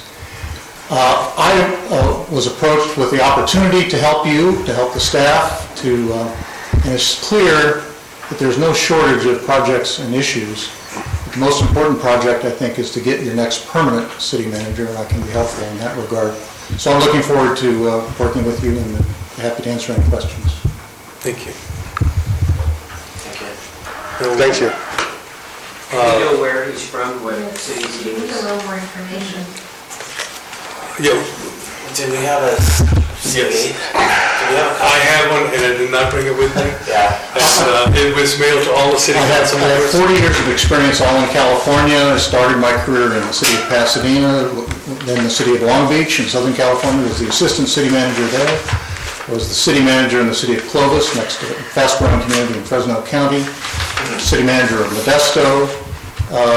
Most recently, before I retired, 13 years as city manager of Morgan Hill, just up the road here.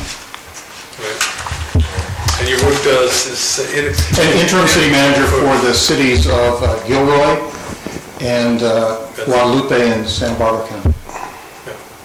And your job there was kind of stepping in while there was no one there and transferring.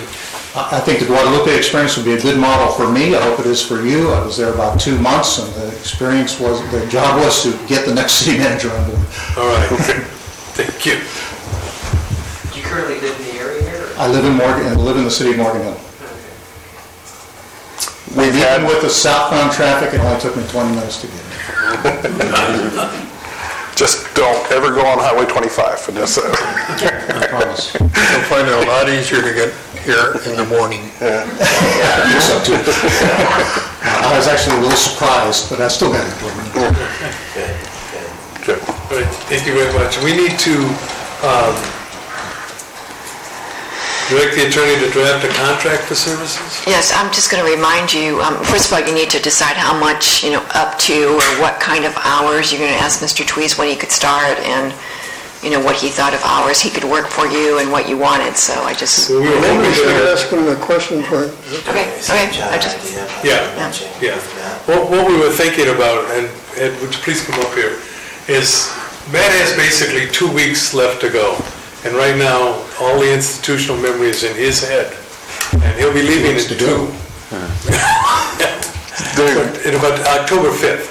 And we'd like you to work intensively while he's still here to get all that feedback, and then... Vice Mayor, members of the council, I'm prepared to begin tomorrow morning. That'd be good. City attorney, and to provide such hours as necessary to do the job. That's kind of the job description of a city manager.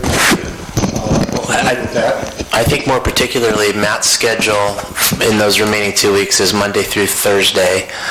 He gets here about 7 a.m. And what time do you leave, Matt? 7 to 4 usually. 7 to 4. So what we were thinking about when we were meeting previously was kind of a paradigm where you would maximize your interaction with Matt while he's here. So Monday through Thursday, as close to his hours as possible. I know he gets here pretty early. I don't know if that works for you.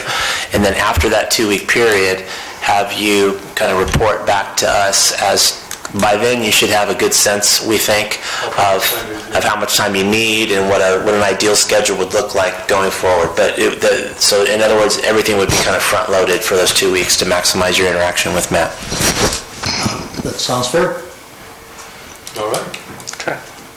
So can you... I have made a proposal to the mayor, and I've shared it with the city attorney, and she suggested appropriately that ought to be embodied in the form of a contract. I mentioned that unlike the next city manager, for whom you'll provide a certain level of benefits, my proposal is not that I receive any city benefits, but a straight salary per hour. And we all agreed on that, and we thought it was, more than fair. So just have the attorney, you and the attorney work out the contract. Well, if I'm going to start tomorrow, she's going to need some kind of parameters that she'll work with there. $50 an hour, 32 hours a week. 32 hours? Okay. That's 4 days a week. It's Monday and Thursday. Okay. Yeah, we're just hoping that you can pick up as much from Matt as possible because he really does have the information. So for my clarification, is it that you're expecting no more than 32 hours a week? No. We're expecting you to work at the first week, work 32 hours a week, well, for the next 2 weeks while Matt's At a minimum? Then after that, you sit down and you figure out what you tell us, what you think it's going to take to run the city. We're going to have to do some juggling of the budgets and stuff. That's part of the problem. I shared with one of the council members with whom I met that one of my responsibilities is to figure out how to pay for all of it. Yeah. We hire you, you figure out how to pay. Okay, so I have that for 32 hours a week, then that's about half of the amount you have in the budget to spend. So is We that still what have to you- hire an engineer. Yeah. Right, about half of the monthly would go to this, 6,400 a month. And you have 11,500, so I would need a budget amendment to defund the positions and to fund this position for that amount, or maybe that's about what Roger made. No, I made less than I did. Okay. So to fund an interim city manager, to defund positions such as to fund an interim city manager for up to 6,400 a month. So what's the administrative step? We You need to drafted amend the budget. So you have a classification plan there that you need to defund those 3 positions. City manager, 4 positions. Can we do that? Engineering tech. Can we do that tonight? Yes, it's on the agenda tonight. Okay. Amended fiscal year budget for employment of interim city manager. Okay, I mean, we do it. All right. We have a second? Second. We have a motion and a second. All of take a vote.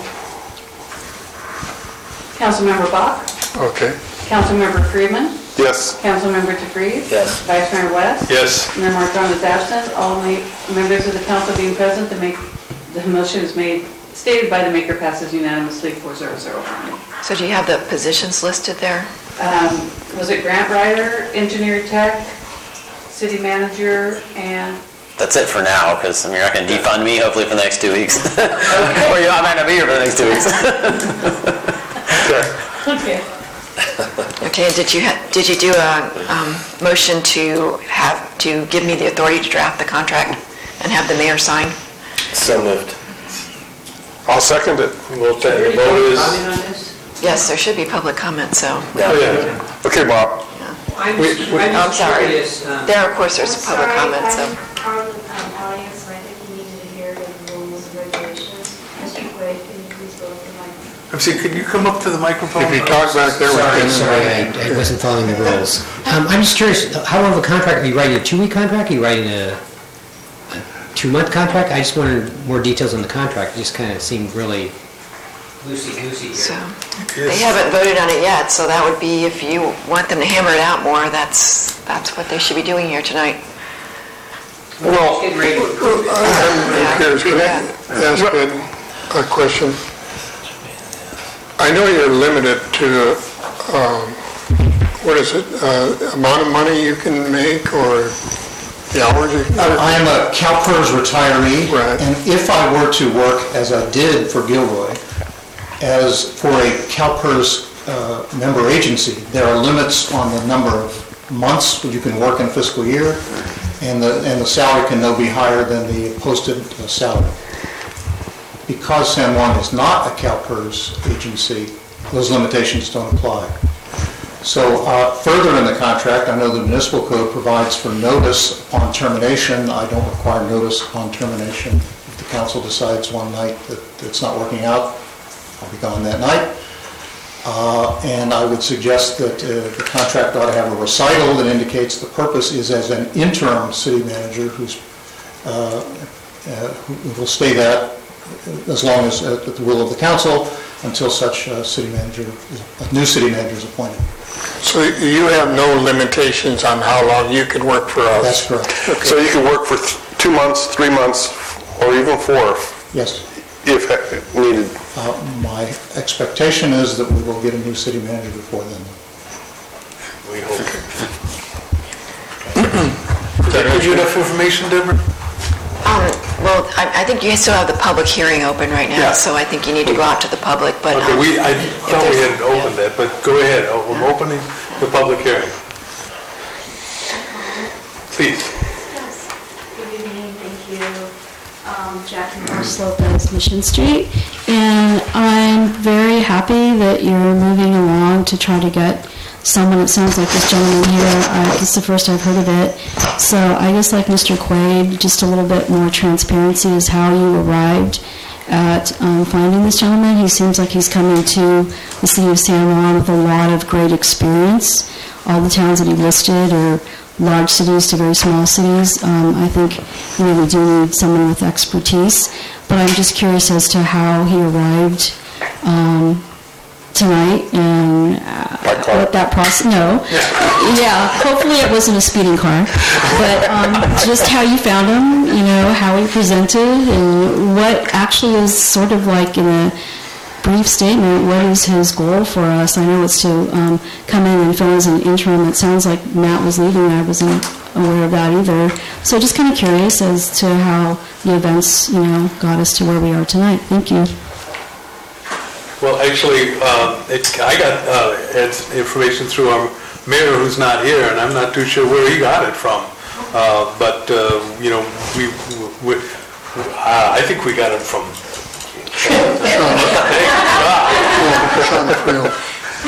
Sean Field told Chris about Ed. That's correct, yeah, Sean Freelands. No, Sean Field. So I fill in a little bit on that. How did Ed arrive here tonight? How is he prepared to assist you tomorrow? I told you that I worked as an interim city administrator for the city of Gilroy, where the city clerk was Shauna Friels, who used to work here, and many of you know. Shauna called me and said, hey, did you know that they might need an interim city manager in the city of San Juan? No, I didn't know. Would you be interested? Yes, indeed. My name was then forwarded on to the mayor and had the opportunity to meet with him. I shared with him my resume, and I believe he shared that with others on the council. Yes, he shared it with all the other council. Yes. And that's how I'm here tonight. Okay. Did that answer your question? Yeah. Thank you. I think you did fall from the sky above. So I might add that I also interviewed Mr. Teese for a considerable amount of time by phone, and we were just all kind of trying to get a feel, and it's a very good feeling right now. So yeah, I also interviewed in town with this field, and same result. Mr. Mayor, just one, I've popped up here now 4 or 5 times, but for the community and the council members, my name is spelled T-E-W-E-S, which does not pronounce the way it's spelled. It's pronounced Tweez. Tweez. Thank you for that. Tweez, thank you. That was a discussion we also had. We covered that in closed session, yeah. Tweez. Mr. Tweez, thank you. Please. Carvonk, 609 3rd Street. This is also the first I heard that Matt Orbach is going to be leaving us, and I'm very disappointed to hear that. I think he's been a wonderful assistant, everything. And I'm really sorry to lose him. I think that's a big mistake. I'm sure it'll be good for his career, though. And of course, I'd like to wish him the very best, but he's been really wonderful. And again, sorry to see him leave. We're all sorry to see that. Yes. Okay. All right. Now we have a motion and a second. To amend the budget. To amend the budget. And to authorize. So we did the budget already, we made the contract. Yes. Authorize the budget. Okay, this I don't need a discount, because I didn't even have that motion very well. It's because we didn't make it very well. So moved. What's wrong with that?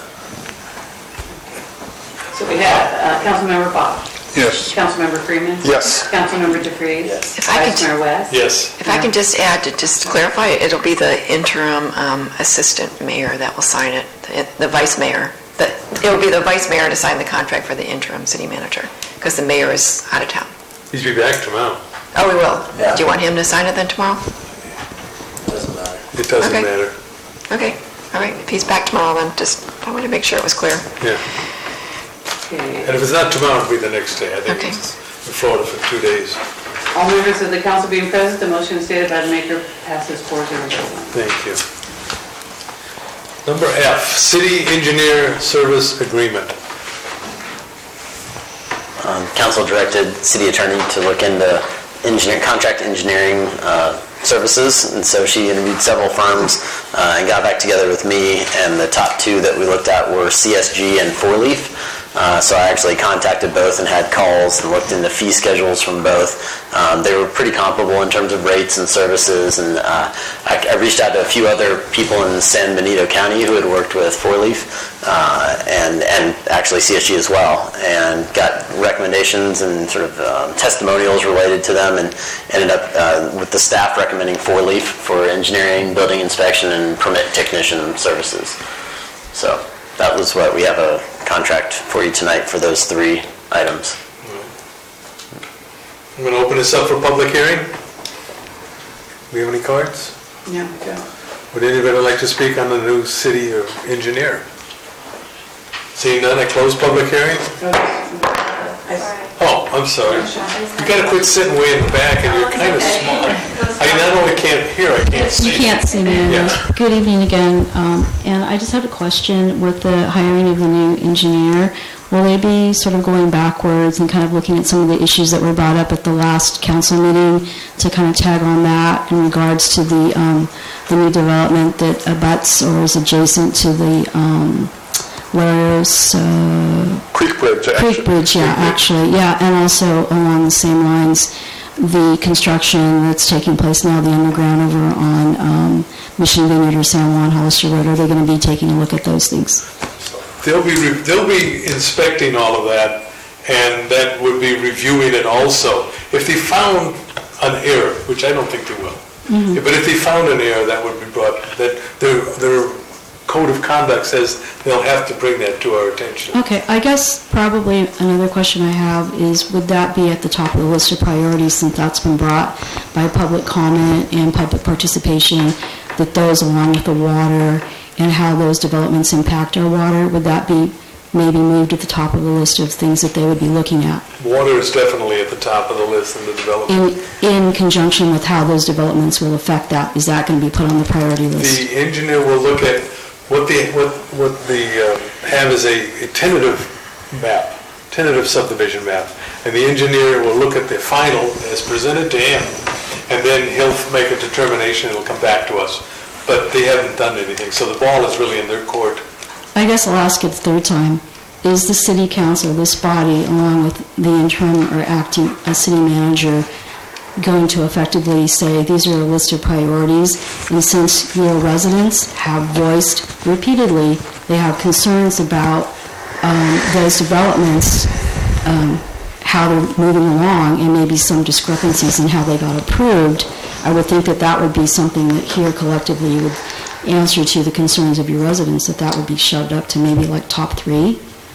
So, Jackie, those developments have been approved already, and it's not on an engineering basis that they were approved. They were just approved by operation of law in one case, okay, and by regular order in the other case.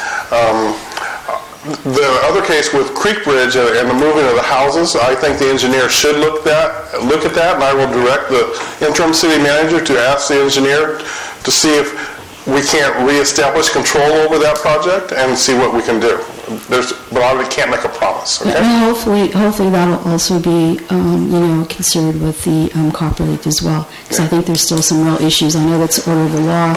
There's agreements that were said, things that were approved and voted on, but there's still a separate issue of, is this sound engineering? Because there were some things that were sort of skipped over, I believe. Thank you. Thank you. Question? Yes. Oh, yes, please. Carter Funk. Is the engineer also going to be the inspector, building inspector? Okay. Four-leaf will cover, they have a whole stable full of services. Okay. And we will pick, the city manager will pick and choose those. All right, thank you. As needed. And we have to determine the setup in terms of, whether they're going to do 2 days a week, whether it's going to be on call. Luckily they're local, so they have people at Hollister and the county already, so I think we have a lot of options, but that's something I'm going to have to work with Mr. Tweez on, and, I guess that was another question. Where are they based, Four Leaf? San Jose. Yeah. In San Jose, but they also work in Hollister. Yeah, they're currently working for Hollister, and they've been basically running the county resource management agency for the last 6 months or so at least. So that they have employees both at the city of Hollister and at the county of San Benito. So, and it might even be the same employees shuffling back and forth. That's good to know. They said they're not going to charge us for travel time because they're already here, so that was a reason, one of the reasons that the contract was viable. Okay. Now, Well, you need to, fund this by taking the remainder of the defunded positions to fund yes. this, and then you need to direct me to enter into a contract with them in substantially the same form as what you've received already. What we reviewed, yes. Well, can I make a comment? There I've got a little bit of a problem because I do not want to write Four Leaf a blank check. And I don't really, as I sit here today, have I don't think any of us do. And if you do, I challenge you right now to tell me what would be a reasonable expectation for the amount of hours that they will need to spend in the city, and therefore how much those hours multiplied by their hourly rate will equate to. I have no idea. So can I just finish? So therefore, I think it's imprudent. We heard somebody mention earlier tonight about being financially prudent or financial responsibility. I think it would be imprudent for us to take a stab at anything right now, and I'm wondering rhetorically, or maybe if there's a response, how our new interim city manager might meet and confer with Four Leaf and determine. I'm trying to think out loud here. What if we agree that Four Leaf is the right entity for the city to get into a contract with, but we don't form the contract in terms of the deal points tonight, but instead empower our interim city manager to meet and confer with Four Leaf to determine scope, budget, proposed hours, all of those things, and then get back to us with some numbers. Otherwise, how do we know? So just to let you know, I drafted the contract, so it operates in a way that they're not guaranteed any amount of money. It's on an as-used basis. So the city manager would direct them, and if they, without direction, they would not proceed. So it does, there's no amount of money there that they're given per month. So I would like to get... What's the safety valve on that, though? It's the city manager directing them, Yeah. so that I think that's the only way you can really operate this contract, because you have so many different components. Like one month you may need a building inspection, and luckily they'll have somebody do that. But you might not need that in the months to come, and you might only need it once. And the same thing with a subdivision, map review. You might need that just once.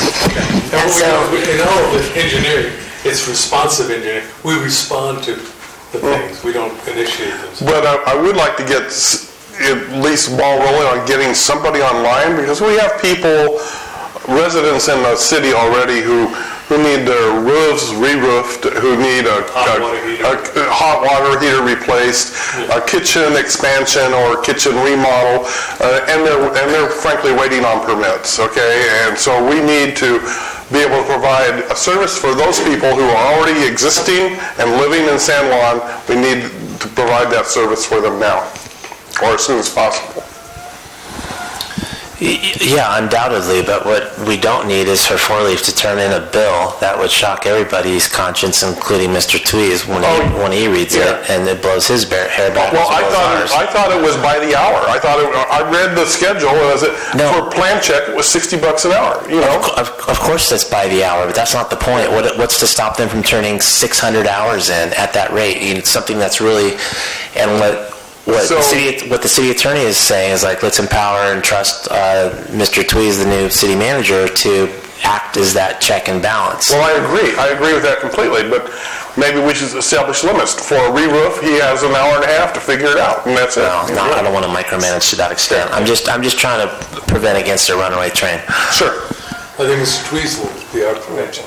Okay. Well, as long as we realize that's what we're doing, so we're putting a lot of faith and confidence in our new city manager already to make sure that that Four Leaf doesn't turn in these bills that'll blow everybody away. Yeah. Well, we've always had that problem. Well, I know. We're not engineers and we're not city managers. We are a nonprofit organization. All volunteer, nonprofit. We know Zippo.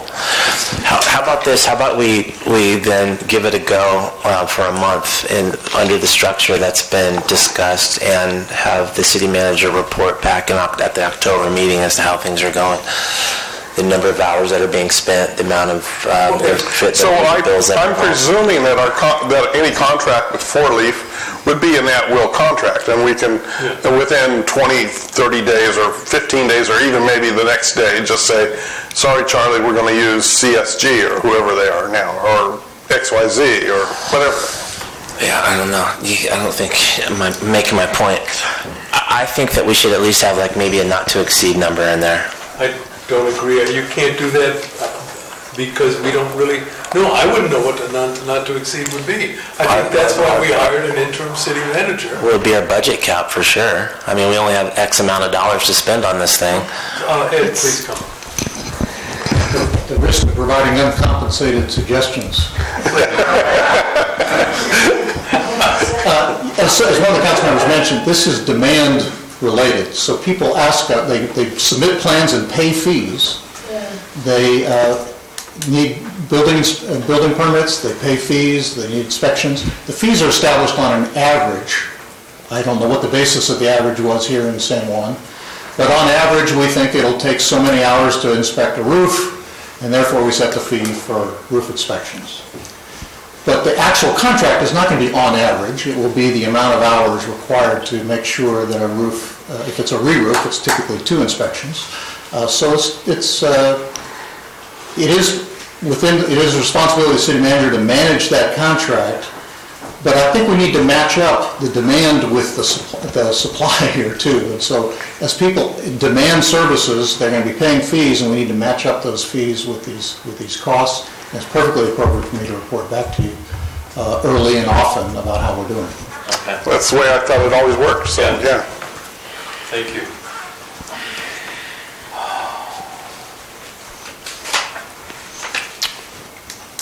Where are we at?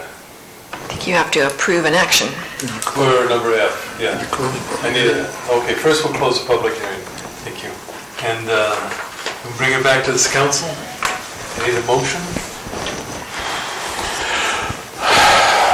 I move we authorize the city attorney to draw into a contract with Four Leaf for engineering services. I need you to budget it first. We need a budget first. Okay. Just read what's there. I don't know where it's. Sorry, I mean, that's just the easiest way to do it. Yeah. Oh. Consider amendment for fiscal year 2017-18 budget for services agreement for city engineer. And the next one too, we can do it all at once. Okay. Authorize the mayor to execute the agreement in substantially the form as provided to employ the firm to serve as city engineer and provide related services. You have a second? You can call it, you can say, since you've approved Four Leaf, you can say it's Four Leaf. Okay. Four Leaf. You have a second? Oh, a second. Second, then we vote. Okay, Councilmember Bach? Yes. Councilmember Freeman? Yes. Councilmember DeFreeze? Yes. Vice Mayor West? Yes. Mayor Marchand is absent. All members of the council being present, the motion is stated by the maker passes 4-0. All right, number G, set a date for a budget revision study session. This came about simply because, as we've talked about multiple times tonight, we're shifting around a lot of money in the pre-approved fiscal year 2017-2018 budget, and not only for employment reasons, but also related to projects with our water, with our wastewater, with a lot of different things. And so I thought it might be a good idea for everyone to sit down and do a study session, a budget revision study session with Wendy, the CPA, who's agreed to do that. So I just thought it'd give you a good forum to talk about that and maybe discuss some possible dates that might work for you gentlemen. You think it's something this month, next month? Well, I mean, we're already making the shift, so it's whenever you guys can do it. This month is, whatever. What dates work? Anytime the next, today's what, the 19th? Mm-hmm. Yeah. This week and next week is all right with me. That's good with me, anytime this week or next week. Suggest you consult with Mr. Tweez because Yeah. he's going to have to Mr. Tweez. review the budget himself and make sure that all balances out and then report back to you. So it's not really the CPA so much as the city manager that's going to have to really conduct the session. Okay, do we need a hard date now, or? I appreciate the opportunity to take a look at it and give you a recommendation. Thank you. Got enough? This was just to talk about it, so whatever you guys want to do. How about next Tuesday? I'll let him, whenever he wants. I think he's going to get back. Let him figure out the budget first. He needs to get up to speed. Okay, now we go to item 9-8, discussion items. Hiring a city manager, ad hoc committee. Okay, that would be... It's hiring a full-time city manager. That would be me. Okay, so the mayor and I have, first of all, it's a process, as you know, and I think we're fairly well along on the process. We placed an ad in Western Cities magazine, and we received 12 or 13 applicants, of which we weeded or narrowed the field down to 5. Chris and I each phoned all 5 of the people we chose to interview, and I'm going to give a hint to everyone. I don't think we should fall in love with any one particular person, because one person already dropped out. So he took another job. So, and these people are looking for jobs, and so the chances of them taking another job is fairly substantial. So we need a plan A, plan B, and maybe a plan C. But Chris and I have talked to all 4 of them now, since one removed himself. And my suggestion is we do it as soon as possible, next week sometime. I know that there might be Brown Act considerations, but maybe in closed session, the entire council could interview the people via Skype. As I've said, 2 of the people live in Washington, Tacoma, and Richland. A third candidate lives in Salida, Colorado. And the 4th candidate lives in Windsor, California, which is in Sonoma County, if you're curious. So I figured we could do a panel interview, all 5 of us and possibly a planning commissioner or 2. And we could schedule it maybe 2 or 3 a day, or if we're crazy, all 4 in one day. And that's where we're at. I think it sounds good. Okay, so my next step is I'm going to wait for Chris to get back, and we'll set a time. We'll call everybody and talk to the new city manager, and we'll set a date to do that interview. Good. Yeah, we don't need a motion on this. Okay. Next one, Parks Master Plan. Can I ask a question on that last one? Oh, yeah. Can I go up to the... Yeah, you do. Tony, I can't hear anything. I just want to make sure, can they do that in interview as a panel? Yes, I believe they can. I don't think they It's can not a have Brown 2 Act planning violation? commissions in there, but like they did tonight. It's closed session. There's a closed session for So you have to announce the meeting as a closed session meeting? Yes, they will agendize it for a closed session. Okay. Okay. And you can wait outside the door. Yeah. Any other questions on this full-time city manager? All right, now we're going to City Parks Master Plan Ad Hoc Committee report. Thank you, Mr. Vice Mayor. Just very quickly, we had a gathering, I'll call it, at Vertigo Coffee Roasting on Friday evening for about an hour, hour and a half. It was well attended. I'd say maybe 20, 30 people participated. Basically, we just brainstormed about what the formation of a Parks Commission would look like.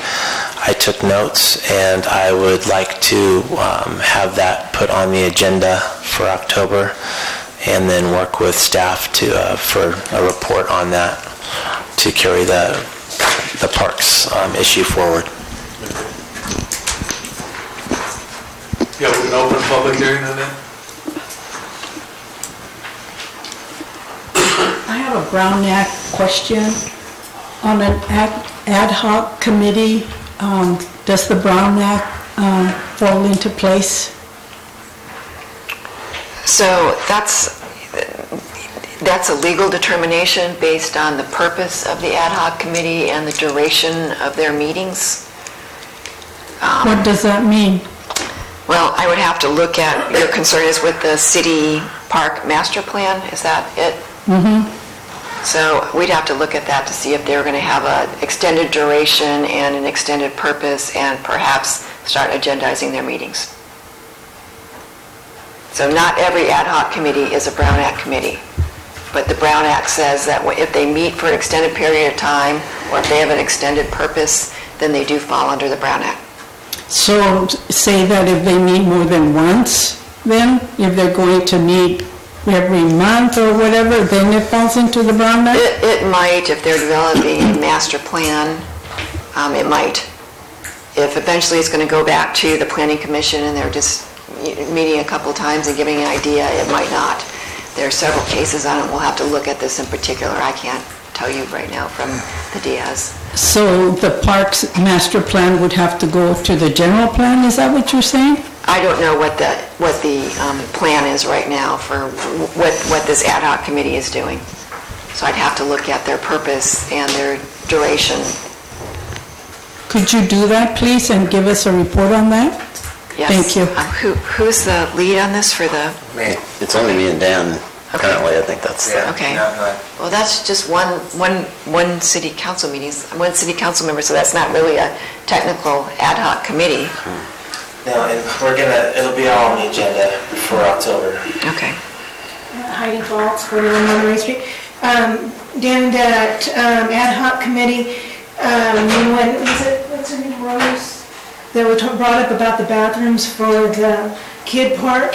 Is that part of the stuff that they could probably bring up or work on or drag up some? Absolutely, that'd be a great thing. So I don't know who's running it. I've heard of it, but I don't know who's agendizing this. there isn't. That doesn't exist right now. That was the purpose of Friday night, to say, okay, what do we do? And the consensus of the group was, let's form a Parks Commission, and it would absolutely, I think the vision that was articulated would be absolutely an official body that would be agendized and noticed, and Brown Act would apply and all of that stuff. And if it's the will of the council in October to form a Parks Commission like that, absolutely, things like bathrooms and improvement of the existing park assets and development of new ones, all of those things could then be kind of offloaded to that 5-person or 7-person entity to handle. And I think that'd be a perfect topic for a Parks Commission to handle, should it be formed. But we're putting the cart before the horse now, because all we did was just kind of have a vision session on Friday night at the coffee shop. So, in October we'll flesh it out a little bit better. All right. Any more public comment on that? Close the public hearing. Next item, impact fees. Subcommittee, we're not going to do anything? We're not? Yes, we are. We're not going to do anything till we get some kind of... I would like to, I object. I want to do it, maybe not today, but I want to put it on the agenda next month. We'll put it on the agenda for next month. But it takes a study. What are you going to do? We have a study. No, we have to do a new study. Yeah, we have a study. Anytime you change it, We have a study. Okay. You say so. Yeah. What's the date on the study? Tonight. All right, go to comments. City Council, any comment? What? Oh, sorry, did you? No, I'm sorry. John, did you have a comment on number 9? No, I don't have any comments. I just, on the impact fees, that needs a nexus to a group of projects. We just went over a whole group of projects, and we can find 10 more in a heartbeat. It's not hard to do the study. That's not a nexus study, then. That's not a nexus study. Show me a definition of a nexus study, then. There's plenty. You'll have fun with that. It's kind of the way the U.S. Supreme Court, where they have a real good definition that nobody understands. Yeah, I do actually have something to say, Mr. Vice Mayor, and it's my understanding then that this may be our last opportunity to officially, as a body, say goodbye to Matt. And, because I don't think you'll be here for the next meeting, will you? No.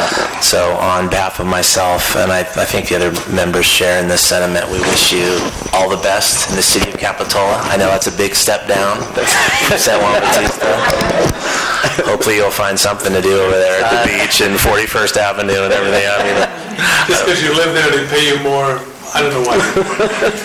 No, but in all seriousness, we just want to thank you for all of your years of service to the city of San Juan Bautista, all that you've done, and all the hard work that you've put in, and we wish you nothing but huge success over there in Capitola.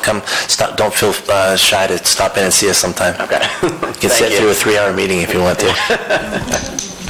All right, City Manager, did you want to say anything? You don't want to say anything? Yeah. That's still me for now. You know what? I don't get to say thank you. I just want to say thank you to you guys for the opportunity to come back here a second time and, work a little bit more on a, crazy variety of projects, both on the same side and on different sides as you guys. It's always been a real challenge to, think outside of the box, and, working with people like Caravonk on historic preservation issues that, once again, not always on the same side, but very educational, and figuring out how to just do a good job of planning a city. I mean, it's been a great, great experience, and just thank you for giving me that opportunity. Thank you for the work you put in. You really have done a good job. Thanks. Darlene, thank you.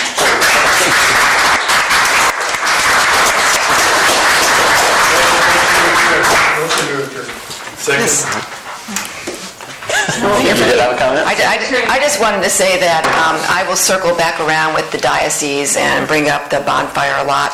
I was kind of dealing with, somebody else starting the negotiations on that, and I didn't have a deal sheet or any notes, so I didn't know exactly what we were bargaining for. But I will circle around, and I hope that Matt thinks about us when he's not commuting and he's surfing instead. So.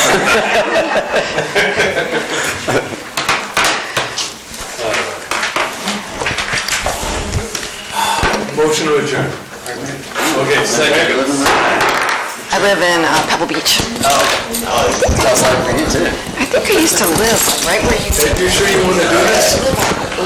Was it 38th Avenue? Like how you go up down 42nd down the end? Well, you live in a nice area. I can work with the other end of 38th right now, but you gotta start far away from the beach and work your way towards it, you know? Slightly less than a mile is not too bad. Thank you, Beth. Yeah. Darlene, I did appreciate all the work you did with her. Oh, yeah. Planning Commission, thank you, boss. You may have second. And I appreciate all the work you did too. Probably just do that, or I'll just... Thank you, congratulations. Sure.